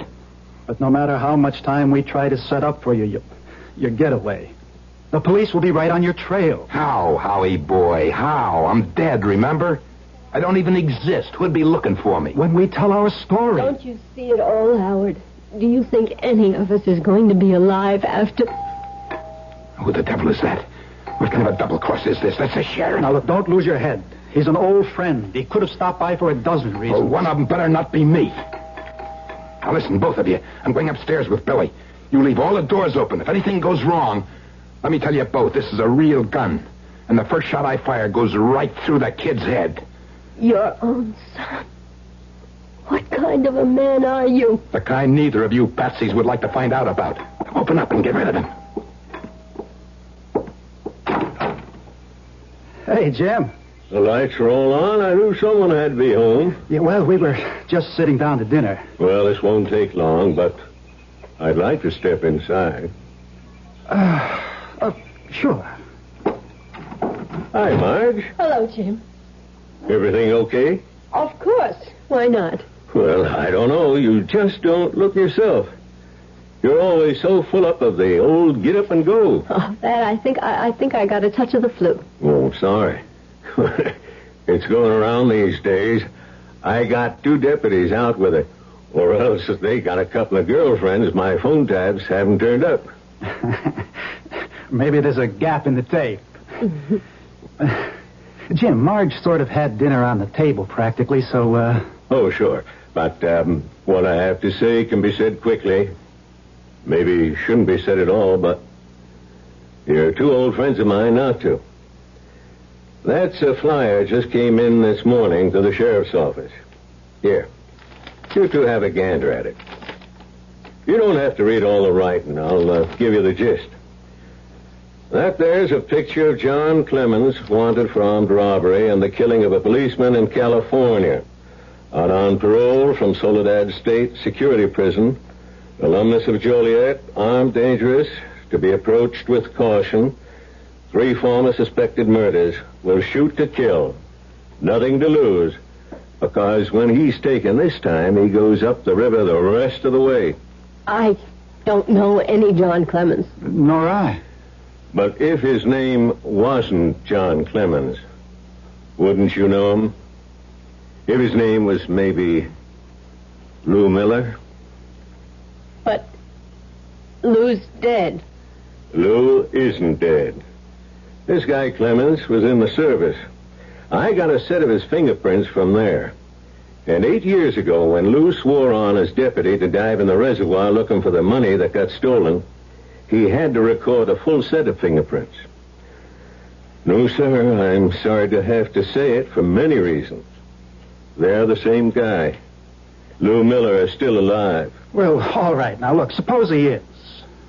What's that got to do with us? I don't know. Maybe nothing. But there is Billy, and this guy is on the run and desperate. Just in case, I'm going to give you some protection. Can I use the phone? Well, what for? Well, you might turn up here. I'm going to cover you for a while with a 24-hour guard. Okay, everyone, freeze.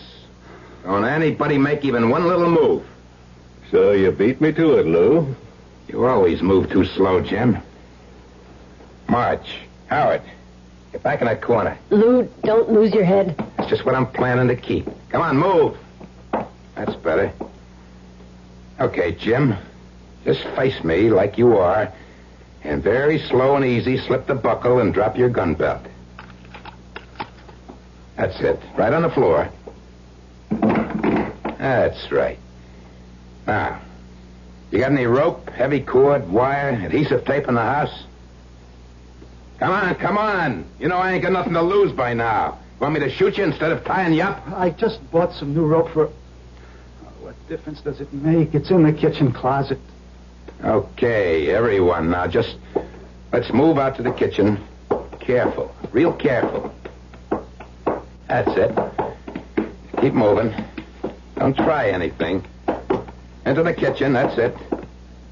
Now, I'm just staying here in the door. Marge, you sit at the table. You too, Sheriff. Howard, fetch the rope.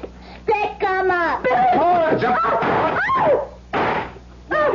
I did it right again, Uncle Lou. Billy, where did you get that gun?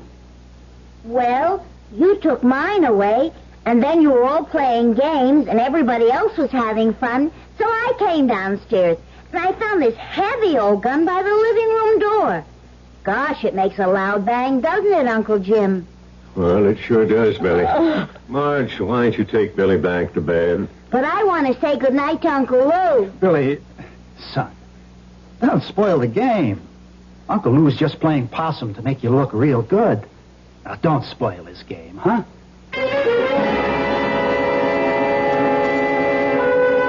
How is he, Sheriff? Bullet got him right in the spine. Too late for the ambulance. How is he, Howard?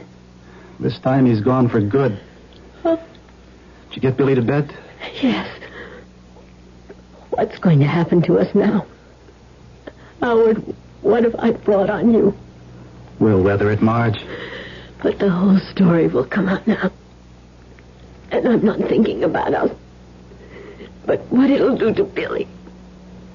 What a thing to grow up with. Just a minute, you two.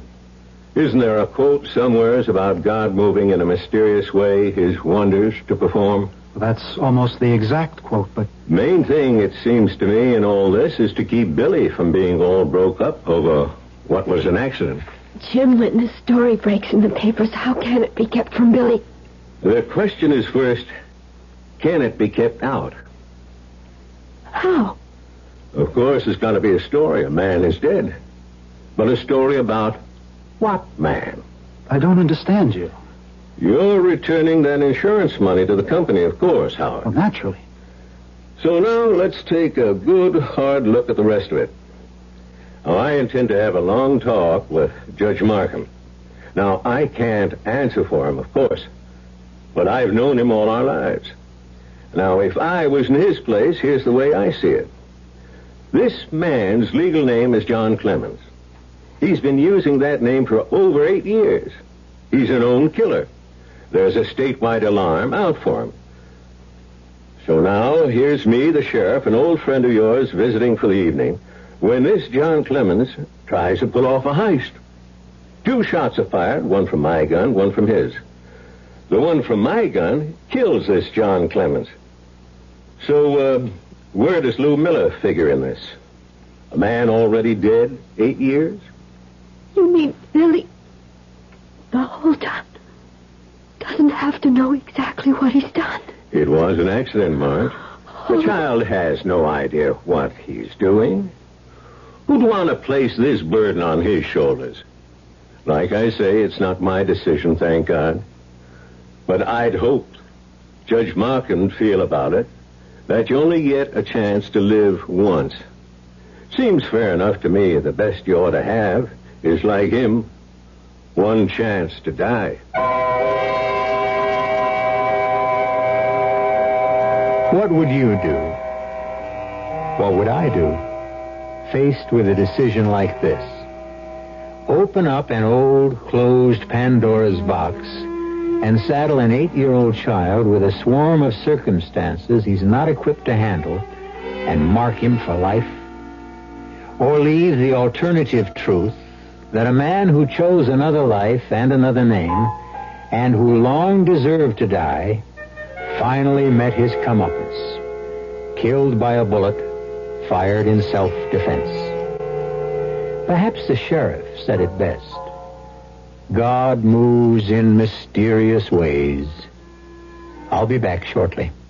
On the corner, churches, kitchens, making golden fried chicken. Right before your eyes, always crisp, deep fried. The way chicken should be fried. Golden crisp flavor, fresh in every bite.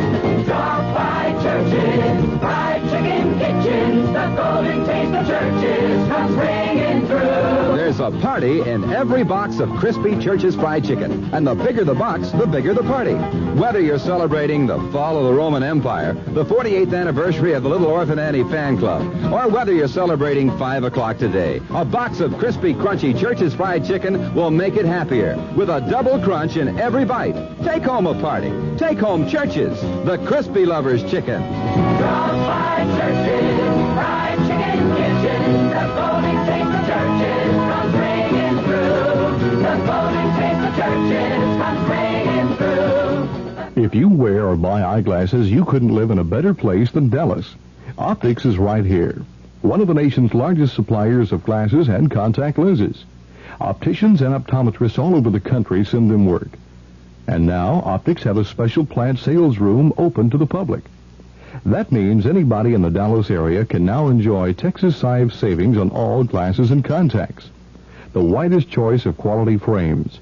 A complete choice of lenses. Clear, tinted, bifocals, contacts, and the new half-weights.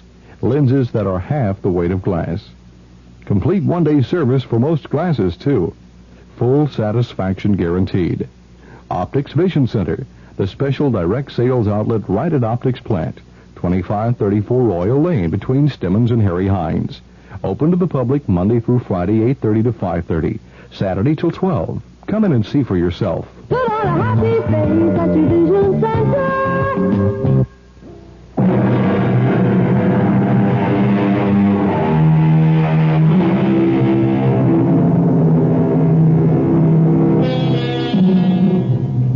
At 8 years old, there are ghosts and goblins, mysterious figures that move through trees, phantom ghosts that can leap into the mind and spin it flying the wrong way. But time goes by, and a boy grows up, and with 2 understanding parents and a sheriff who opens his files to let a young man read the truth of his background, Billy can accept his father for what he was and thank his lucky stars for the foster one his mother provided for him.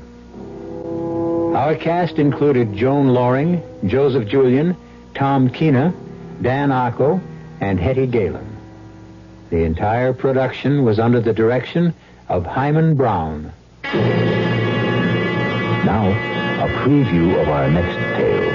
Mr. Sanford, I'm finished with the job, and I want your okay. I'll put on the pot and give you a cup of coffee. Thanks, I'd appreciate that. Come right down. I'm in a bit of a hurry. Won't be a minute. I'm coming, Mr. Carroll. Mrs. Sanford, the strangest thing. What did you say, Mr. Carroll? Look at that wall. Oh, dear. Another crack? No, it's not another crack. What? It's the same crack.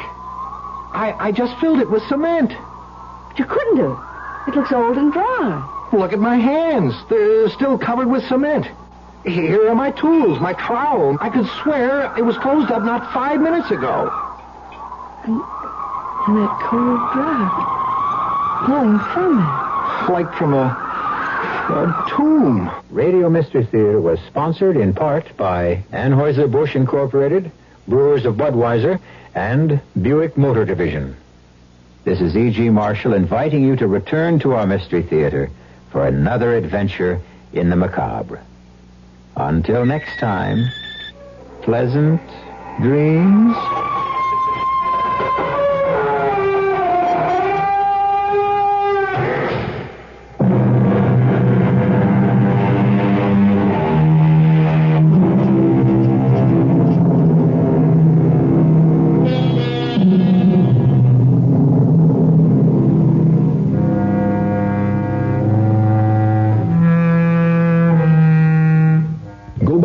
Department store near you and take advantage of great savings on their Buy of the Week special. Yes, ladies, you'll want several of these 100% no-iron polyester dresses made to sell for over $20, sale priced at only $12.99 each or 2 for $25. This shipment has just arrived and features the newest in fall fashions. See these outstanding polyester dresses right away at Myers, sale priced at just $12.99 each or 2 for $25. And remember, you also receive the added savings of S&H green stamps at Myers. You know, when you get right down to what a burger ought to taste like, you get down to cooking burgers just the way people like them. Now, that sort of thinking is why Whataburger makes burgers that taste so good. Whataburger cooks them to your order. Big, 100% pure beef burgers. A full quarter pound of goodness. Lettuce, tomatoes, pickles, mustard or mayonnaise, and onions. Woo-wee! And those fresh toasted buns add just the right touch. Throw in some crisp golden fries and an ice-cold Coca-Cola, and partner, you got yourself a meal to remember. The Whataburger, from the folks who sure have a good idea of what a burger ought to be.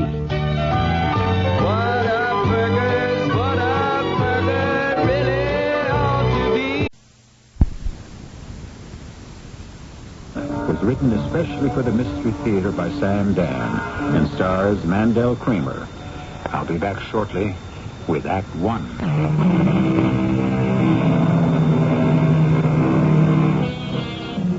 The helicopter hovers over the nightmare landscape. It is an eerie, ghostly country of jagged and rocky hills, deep and narrow ravines, completely devoid of any softening traces of vegetation. On the map, it is called the Valley of the Dead, although it has been years, perhaps centuries, since any living thing died here. Suddenly, the helicopter zooms downward swiftly.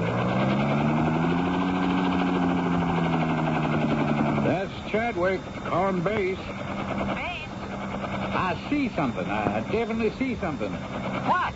The body, a man's body. Location? It could be Professor Davis. Where are you? Coordinates 18 and 67. Landmark? A high, rocky, flat-topped hill. Hey, I think he's alive. He can't be alive. I see a place where I think I can sit down. Chadwick, be careful. I'm always careful. Wait for help. What do I need help for? It could be dangerous. What could happen? Chadwick? Come in, Chadwick. Yeah, what do you want? Are you on the ground? Well, sure I'm on the ground. And listen, he's alive. What? Well, just barely. I'm going to get him on board. How? What do you mean, how? I'm just going to pick him up and... Pick him up? The man weighs 250 pounds. You're kidding. He's just skin and bones. I can practically carry him with one hand. Well, then it isn't Professor Davis. Sure, it's Professor Davis. I recognize him from his picture. He's only been gone 8 days. How could he lose all that weight? What do you want me to tell you? Just let me get him into the helicopter and up in the air.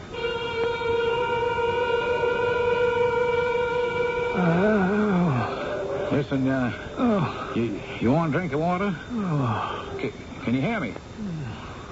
How do you feel? You hurt anywhere? What happened to you? I don't know anything else. Please, don't ask me anymore. Please. Okay, sir, you don't have to say a word. Take out the wires.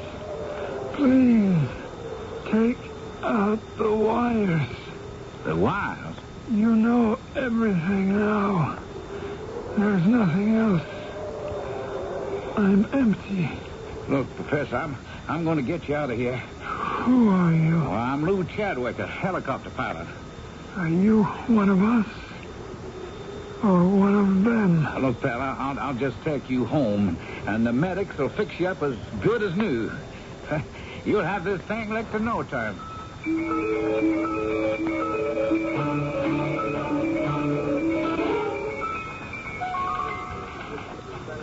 Roy, what do you want? Charlie, I think I can solve your problem. How can you solve any of my problems? You can't even solve your own. To show you what a good buddy I am. I mean it. How would you really like to lose some weight? No, I've had it with all those crazy diets. Some people will just mark by fate to be fat, and I'm one of them. Listen to me, Charlie. No. When obesity is inevitable, just relax and enjoy it. See this thing? Just come over the wire. Roy, will you get out of here? I've still got to make up the front page. Charlie, out west someplace, a guy dropped 125 pounds 8 Dave. Take off, will you, Roy? It's on the level. Roy, beat it. Alfred Humphrey Davis, professor of anthropology at Southwest University. Roy. This is a legit guy. This is one of your prestige colleges. Now listen to me, will you? You got just 30 seconds. He goes out into this place called the Valley of the Dead. It's just some remote, rocky desert, okay? He's lost for 8 days. They find him. He's half dead and completely delirious. No one can make head or tails of what he's talking about.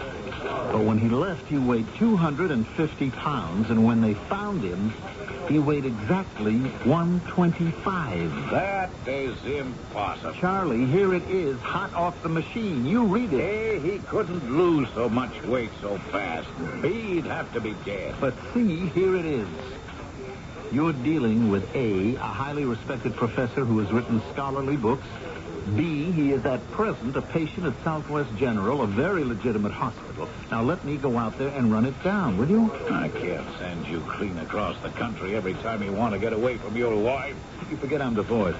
Besides, I'm doing it for you, Charlie. You know, maybe he's developed some new kind of diet and he overdid it. But you don't have to drop 125 pounds. Half of that will do you. Let me see that item, will you? Okay. All right, now that you've got my attention, Roy, what do you really think? And of course, you always have to be on the lookout for a scam. I agree, but what? First, how do we know that it's the same guy? Maybe he was killed by someone that he met in the desert who took his papers. This could have been a small, slight, slender person. Who also happened to look exactly like him. Look, I'm playing devil's advocate here. But if positive identification like fingerprints or dental charts check out, then we have got us one fantastic story here. Yeah, one fantastic diet. Okay, go to the cashier and draw some money. I thought you'd see it.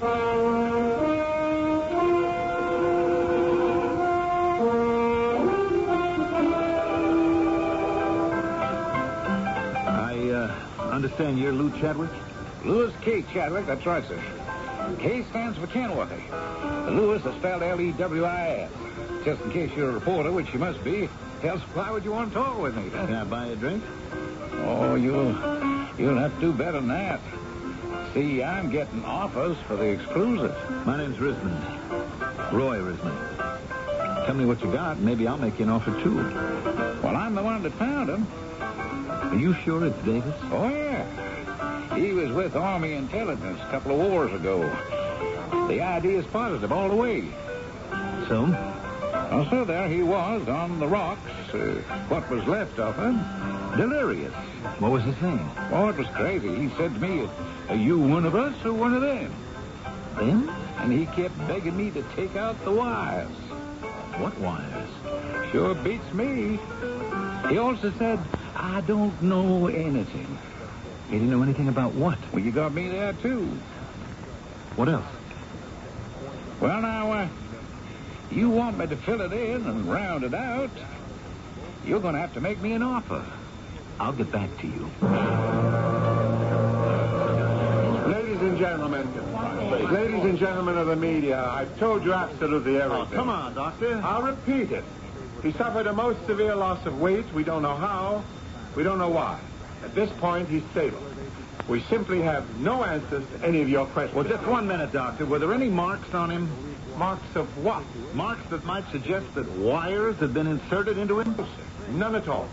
And now, ladies and gentlemen, if you'll be good enough to excuse me. I thought I'd find you here. Sure thing. This here's my office. You, come to make me an offer? Answer my question first, Mr. Chadwick. What was he saying about wires? Wires? Yeah, you were telling me he kept saying, please take out the wires. Oh, no, I don't know anything about that. Wait a minute. You mean we weren't standing here last night and you didn't say? I don't remember saying anything about wires. Why would I say anything about wires? Oh, sure. Must have been your imagination. Mm-hmm. Who got to you, Chadwick? And why? Charlie, did you get my story? Yeah, I got your alleged story. What does that mean? Roy, you can't send me stuff like this. Cover up at the Valley of the Dead. What facts are the authorities trying to suppress, and so forth and so on? Charlie, it's true. For all I know, it might be. But you gotta give me a source. But I told you about the wires. And who told you? The copter pilot. But you say he now denies it. Well, he's lying. When was he lying? When he told you or when he denied it? We're going round and round with this thing, Charlie. Roy, I'll run it only if you can find somebody who'll stand behind it.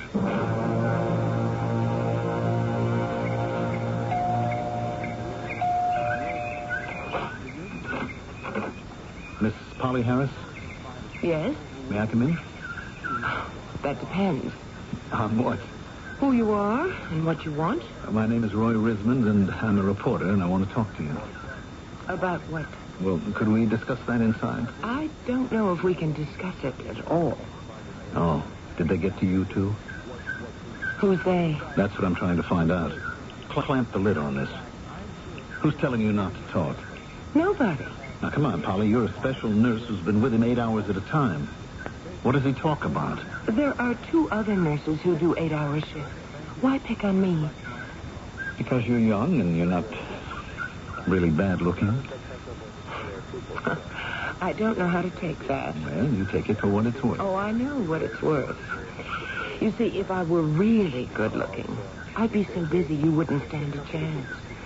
But because I'm not really bad looking, I should be grateful for this attention, and I'll be overwhelmed by your irresistible charms. Well, you said it, not me. Why don't I come in? You can always throw me out. I brought a little bottle here. Thank you. I don't drink. Oh, you don't drink this, Polly. This is Le Ranceau. The French don't make a better champagne. You allow yourself to be overcome by it. The way you're captured by a Mozart symphony or a Rembrandt painting. Now, where are some glasses? Ah, there they are on the sideboard. You will notice that this is nicely iced. I never met anyone like you. I never met anyone like me either. Now, here it goes. Now, pour this nectar of the gods. Pure gold. Now, to us, Polly. A toast. Not bad. I hope to educate your taste, Polly. So why don't we relax? I'm completely relaxed, my good sir, she said. Now, about your patient. Professor Alfred Humphrey Davis, the noted anthropologist. Mr. Rismond, is that your name? Call me Roy. If you intend to seduce me, you may or may not succeed. But if your purpose is to pump me about Professor Davis, the answer is a definite, unqualified, unequivocal no. The people of this country have a right to know what happened to Professor Davis. Oh, you're not really concerned with that now, are you, Mr. Rismond? All you really want is a beat or a scoop or whatever you call it. Well, I'm a reporter. It's my job to go after the truth. I'm a nurse. It's my job to protect the welfare of my patient. But if the public finds out what happened, how will that affect his welfare? Look, you're in the clear. Tell me whatever you can tell me off the record. Off the record? That sounds so impressive. No. It means that I won't be able to print it. Well, then what good is it if it can't be printed? It'll help me make up my mind. About what? About whether or not there's really a story here. If there is, I'll get to work on it, but from another angle. A new direction. I see. What do you say, Polly? Well, I don't know. The evening's young yet, and... Oh, look. My glass is empty.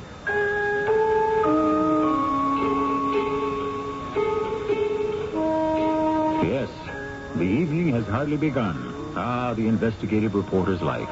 What a man has to do to get a story. Somebody is obviously trying to lead somebody on. The question, which one? Or maybe they both are. There will be a great deal of this cat and mouse when we return shortly with Act 2. Hi, Pat Summerall to suggest one way to help beautify America is by renewing the beauty of your home with quality True Test paints, now value price, during President's Day paint values at True Value hardware stores. You'll find long-wearing, soil-resistant, easy care flat wall and finish, priced at just $13.98 a gallon for most colors. And for a soft, elegant look, choose satin hue flat latex. Most colors are just $10.98 a gallon until February 21st during President's Day paint values at participating True Value hardware stores and home centers. I'm Steve Canale. You know a four-letter word that means help for the needy? The word is CARE. For 35 years, CARE, the International Aid and Development Organization, has been providing food to hungry children and the means for destitute people to grow their own food and build better lives for their families. You can help because CARE is your personal answer to human needs. Please send your check or money order to CARE, Box 576, New York 10156, or local CARE office. Hello, this is Max Moran. Do you have a sight problem that prevents you from reading? I've got good news for you about Choice Magazine Listening, a free service. Every other month, Choice Magazine Listening will send you, free, on phonograph records, 8 hours of selections from leading magazines featuring writers like William Styron, Joyce Carol Oates, John McPhee, Kurt Vonnegut, Art Buchwald, many others. So if you are blind or unable to read regular print, or if you know someone with this problem, write to Listening, Box 10, Port Washington, New York, 11050.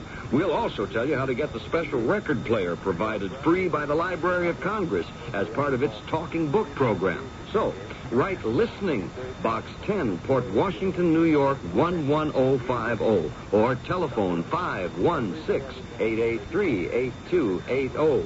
That's 516-883-8280. A public service message on behalf of the nonprofit Lucerna Fund.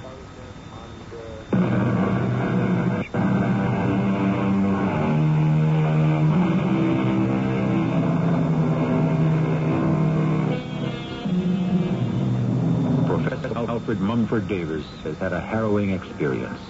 He has been lost in a southwestern desert for over a week. And in that time, he lost half of his body weight. According to what we know, medically and scientifically, he has no business being alive. What happened? That's reporter Raymond Risman's problem. You're cute, Mr. Reporter. That's the wine talking, Polly. Tell me, what's a girl like you doing buried out in this desert? Oh, because of a guy. What about Professor Davis? Oh, I suppose we do have to talk about him, don't we? For a while. What happened to him? Nobody knows. You can believe the doctors when they say it. But there has got to be a medical explanation. Why? Think of all the things medicine can't explain. Can he live? I don't know. Does he talk? Well, it doesn't make sense. It's just delirium. Can you make out any words? He says they put wires in him. They? Who? I can't make it out. Where did they put the wires? Well, there's no sign. What else does he say? I think he's trying to tell us that someone or something has been trying to get information. What kind of information? I don't know. I mean, what kind of information would he have and who would want it? I don't know that either. Why has everybody in the hospital been told to button up? Well, maybe they're trying to protect him. From what? Oh, he's kind of well known. He's from around here. It could be they just don't want people to find out he's lost his mind. Do you think he's lost his mind? I have to fall back on old reliable. I don't know. Polly, you want to do something? I might. This little thing here. Mm-hmm. This is a miniature tape recorder. You can fit right under the neckline of your dress. Oh, it's cute. Would you wear this when you go on duty tomorrow? Hmm? Will you look at this? My glass is empty.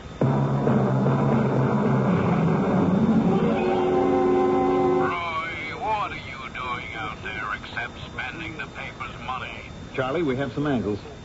Such as? First, the news blackout. Look, we've been through this. We can't prove it's a blackout.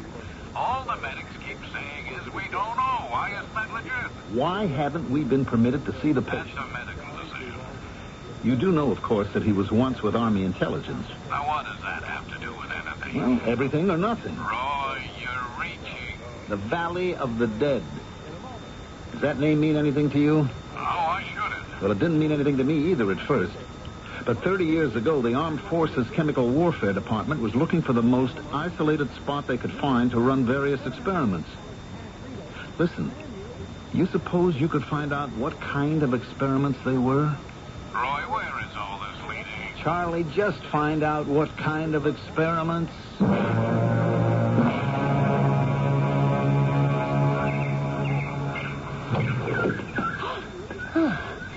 What are you doing in my car, young man? Why don't you get in, Mrs. Davis? Do you want me to call the police? No, of course not. Well, then be kind enough to get out.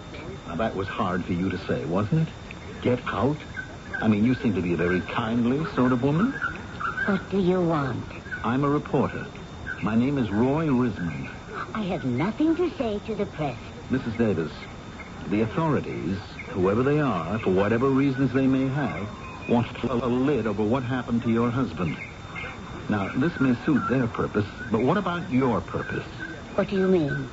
My purpose? What happens to your husband? My husband, Mr. Risman. My husband is going to die. I think you better come in and sit down. Shall we, go somewhere and get you a cup of coffee, Mrs. Davis?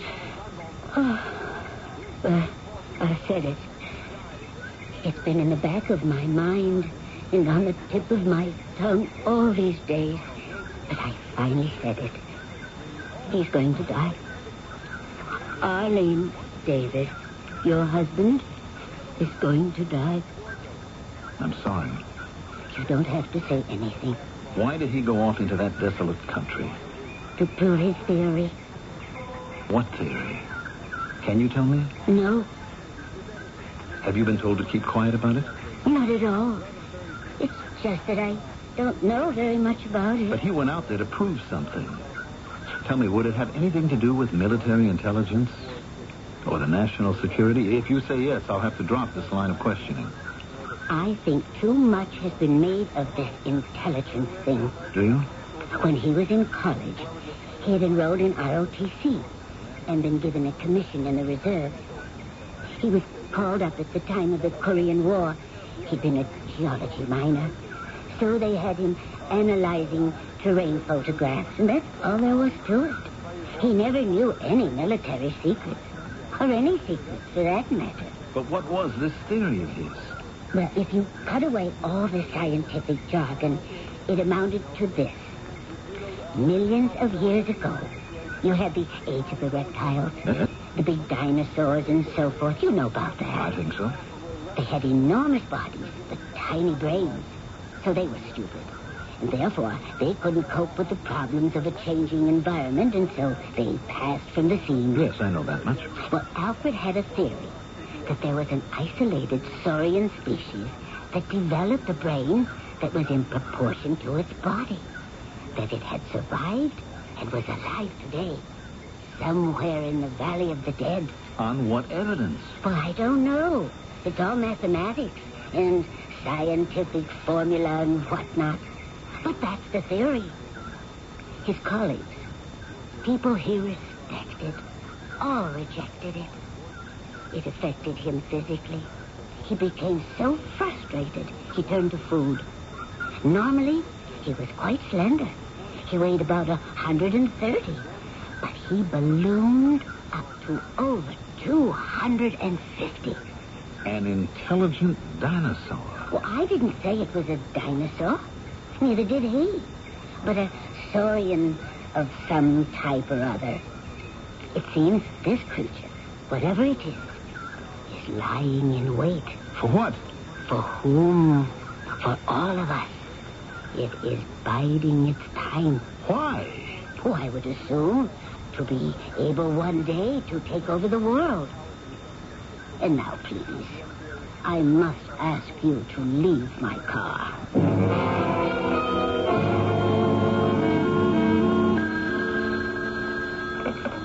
Room 218, Miss Harris. Yes, doctor. No, sir. No changes in temperature, respiration, or pressure. Shall I continue the glucose? Yes, doctor. He's about the same. Still delirious. I will, doctor. Professor, that was Dr. Waverly. He wanted to know if... Oh, you don't hear a word I'm saying, do you? Professor Davis. Oh, it hurts. It hurts when you ask me. Yes. Why do you keep asking me? I don't know anything else. I don't. No, not the whys. Please. Professor, go ahead, Professor.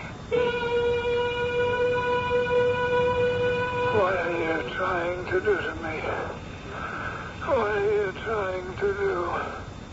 Is that all he said? Wait, he stops for a little bit and then he keeps going. I can really give you information. I know that. But why do you want it? Why? You don't have to probe my brain for it. I can tell you. Why isn't it as good when I tell you? Oh, please, don't hurt me again. Please. Is that all he said today? No, but from here it really gets crazy. You can't. We'll stop you. We'll find a way. No, I won't help you. I don't care what you do to me. I won't help you. What are you? Nothing but an overgrown snake with legs. And then he fell asleep, or he fainted. It's hard to tell which. That's all he said? Well, I went off shift. Oh, poor old man. What good does all this do? I don't know. What do you make of it? Wish I knew. Could you do it again tomorrow? If he's alive. My name is Alfred Humphrey Davis. I have a Ph.D. in anthropology. I'm also a geologist, a botanist, and a biologist. She found me.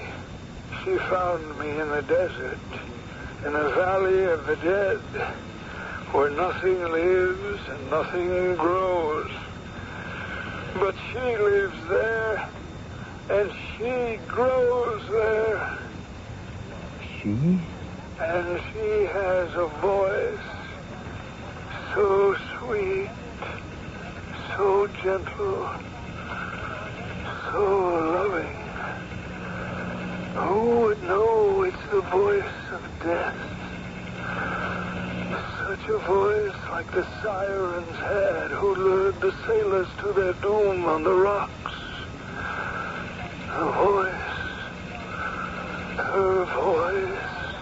I died for that voice.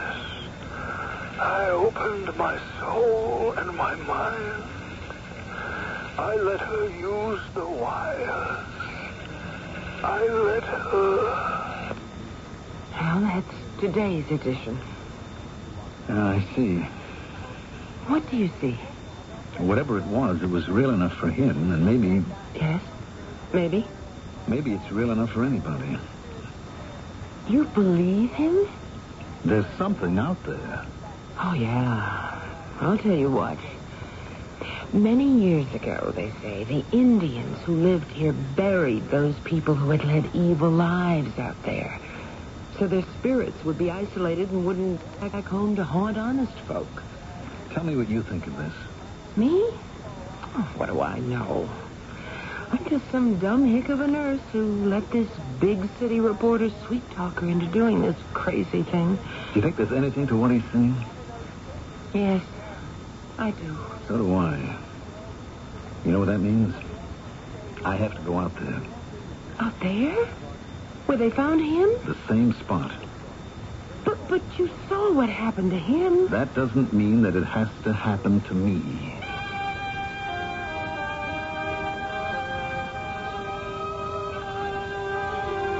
Maybe it does, and maybe it doesn't. All we know is that there's something in that desolate valley. And it could be animal, vegetable, or mineral. But nothing that goes out there seems to come back in exactly the same shape. I shall come back with the third act shortly. Now that the world is learning how to conserve energy, the demand for oil is cooling off. According to a recent article in the Wall Street Journal, this trend is likely to continue and could result in stable prices and adequate supplies for some time to come. So have a pencil ready for an important offer from the Journal that can help keep you informed of news like this happening anywhere in business that could affect your future and your company's future. Other Wall Street Journal articles revealed the pitfalls of assuming a seller's home mortgage, why electric utility stocks may catch on with investors seeking shelter from taxes, and how the past reveals what we can look for in an economic recovery. The Wall Street Journal. It's all the business news you need when you need it. Right now, you can get 26 weeks of the Journal, one for every business day of the week, for about $1.80 per week. That's just $47 for 26 weeks, about $1.80 per week. So, if you're serious about business in the continental U.S., call toll-free 800-228-6600. That's 800-228-6600. Except in Nebraska. You'll be billed later.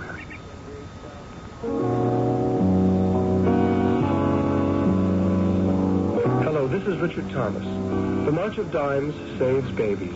Babies born too small, too soon, with tiny, frail bodies that could fit into the palm of your hand. 10 years ago, they might have died. But medical science has made giant strides since then. Science supported by the March of Dimes. Today, high-risk babies are tended lovingly in intensive care nurseries equipped with the most sophisticated machines that monitor every life sign. The March of Dimes helps equip these life-saving nurseries. They also support transport services for high-risk pregnant women so that they can have their babies at hospitals ready to handle any complicated emergency. The March of Dimes supports prenatal care clinics so that every mother-to-be may get the kind of care before birth that would increase her chances of having a healthy baby. Yes, the March of Dimes saves babies, and you can help. Please give to the March of Dimes.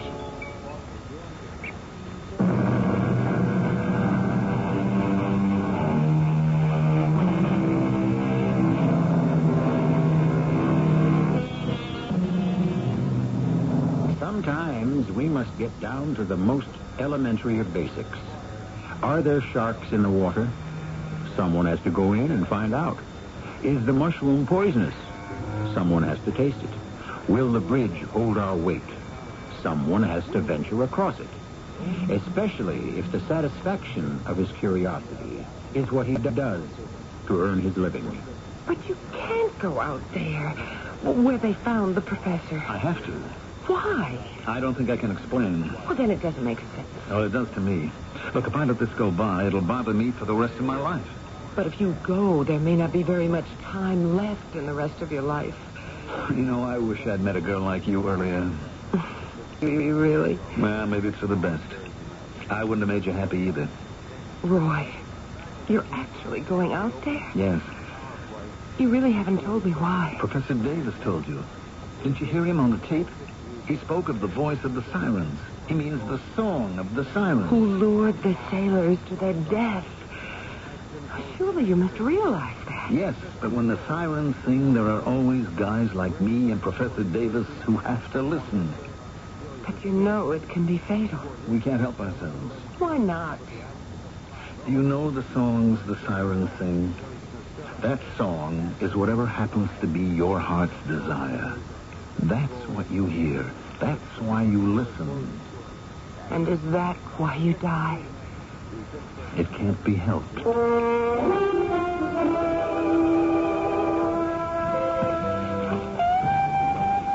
All right. Charlie, what are you doing here? Oh, I thought I'd come out and see for myself. See what? Well, now, there's a million angles to this story. But the one I like best is the weight loss. Oh, yes, you would. You been able to figure that out? I think so. What kind of diet was it? Well, I believe you could call it the fulfillment diet. Somehow the word fulfill and diet just don't seem to go together. Ah, but they do. In essence, fulfilled people don't need diets. All right. Just tell me what you're supposed to eat. It has nothing to do with eating. Roy. Look, the man weighed about 130 normally. Well, that's me, too. College, I only weighed 135, 140. Look at me now. He was carrying an extra 125 pounds worth of bitterness and frustration. And suddenly, he was vindicated. All right, by what? How? His theory was proved correct, at least to his satisfaction. So the weight, the unneeded weight, just disappeared. Oh, just like that. Just like that.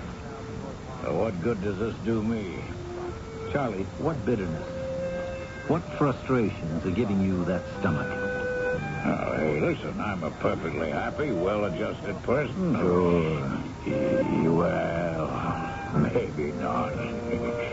What was this theory of his? Well, near as I can gather, that there is somewhere in that terrible desert country an intelligent saurian creature left over from the age of reptiles. You have to be kidding. A dinosaur? And that it will one day conquer the world. Look, Charlie, why don't I go out there and see for myself?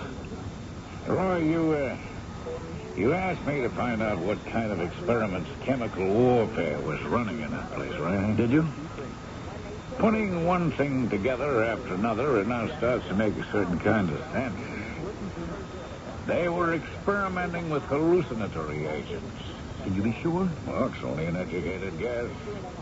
Charlie, I've got to go out there. Hey, don't say I didn't warn you.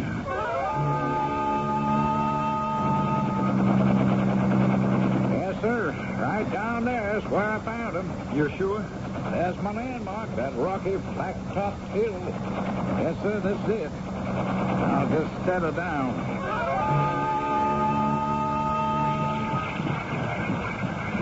Well, all ashore. It's going ashore. Yep. You know, I wouldn't blame you one bit if you changed your mind either.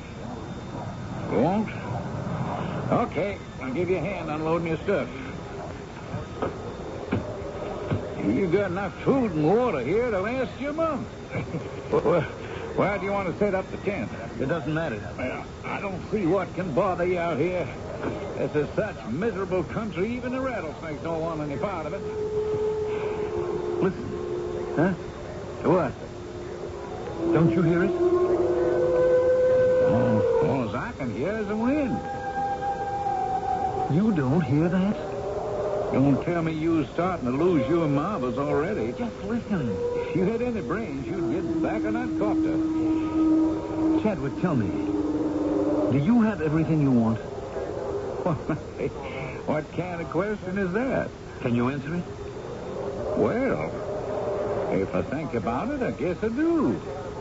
I mean, I like to fly this thing. I like to pick up a girl now and then. I like my booze and a poker game once in a while. And what else? Now, as you mention it, nothing else. So you never hear the siren song? No, sir. What are they? One of those new groups? I guess I'm all unloaded. I see you brought a rifle. I don't know what you think you can do with it. Well, maybe it'll give you a sense of security. False sense, but it's better than nothing. All right, sir, this is the last chance. Are you gonna change your mind? Nope. Okay, it's your funeral. I'll come back tomorrow for you. If you're still here.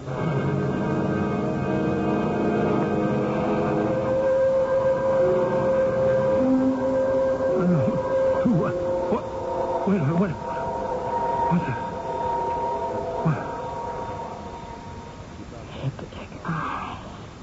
You? I must be asleep. No. I don't see anything. Look closely. No. No, get away from me. Get away. Get away. Now, why did you do that? Such a heavy rifle. Such a fierce recoil. Oh, how your shoulder must hurt. I must be dreaming. Dreaming? Why? What am I looking at? Professor Davis's dinosaur. Yes. What do you want? Why did you come out here? Because I... Why did he come out here? At first he wouldn't tell me. And so I used the wires. The wires? I looked into his eyes, and I could see into his brain. What kind of wires? It feels as if wires are being placed inside your skull. Look into my eyes. No. Why not? Because that's how a snake hypnotizes its victim. I am not a snake. What are you? What do I look like? Professor Davis's saurian creature. That's good enough.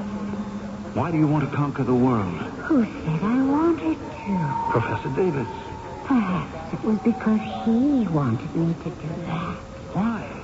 Oh, he wouldn't admit it at first. That's why I had to use the wires. The wires? To see deep inside him, through all his disappointments. At the bottom, I found it. It? He felt the human race had failed. And so perhaps the reptile should once again rule the world. At least we would not destroy it. That's what he believed? And so he believed that some of us survived. But you have. I see you. I hear you. And that we wait here, bide our time. And then one day we will rise up just as we did millions of years ago. I can't believe it. What can't you believe? That I'm here. And someone, something like you is talking to me. You'll believe it. Never. I can make you believe it. No. Not those wires. Now I can see deep into your heart. Please. Your brain, your psyche. It hurts. The truth always hurts when it's raw and exposed. That's why you keep it hidden and protected. What is your truth, Roy Rismond? What is your truth? Take away the wires. The wires. Oh, how you have battered and beaten and tortured your truth. No. It isn't a fact? Yes, it's a fact. Take away the wires. The wires are in your own mind. You take them away. What do you want from me? What do you want from yourself? What? Please.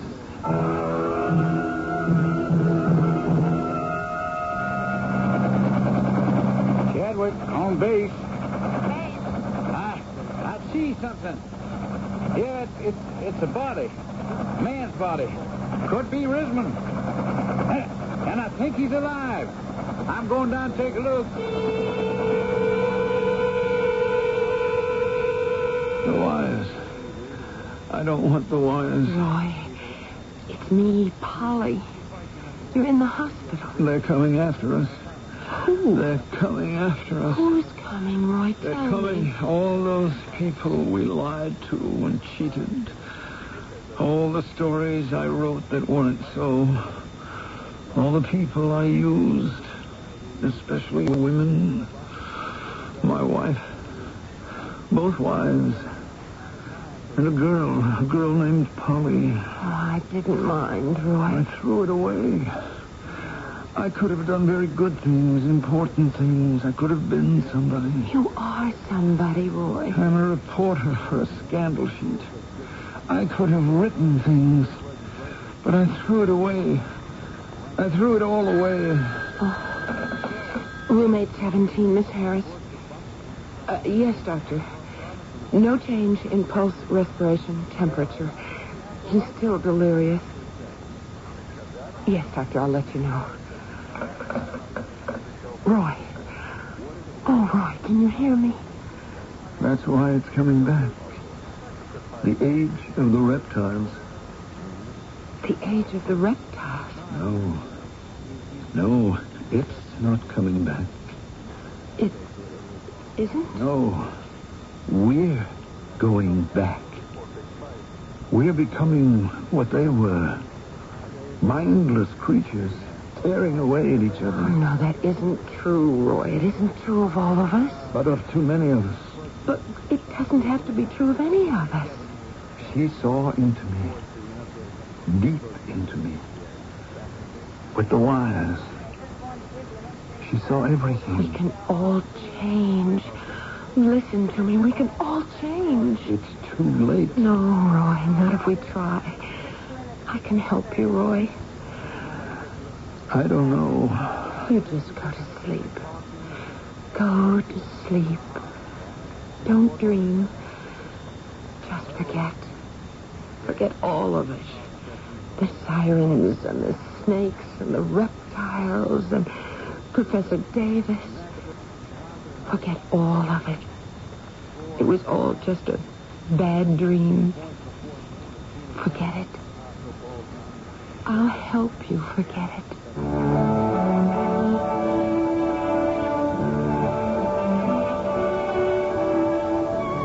And did she? Who can say? Once a man has listened to the song of the sirens, his whole life changes. But isn't that what the young lady is trying to bring about? A change? So who knows? All may not be lost. I shall return shortly with another insight into sirens and things of that nature. Hi, this is Cliff Robertson. I'd like to say a few words about those very special people who save millions of lives every year, yet you never hear their names. These quiet heroes are volunteer blood donors who supply the more than 30,000 pints of blood used every day. An emergency can happen at any time when blood will be needed. Won't you give blood today and join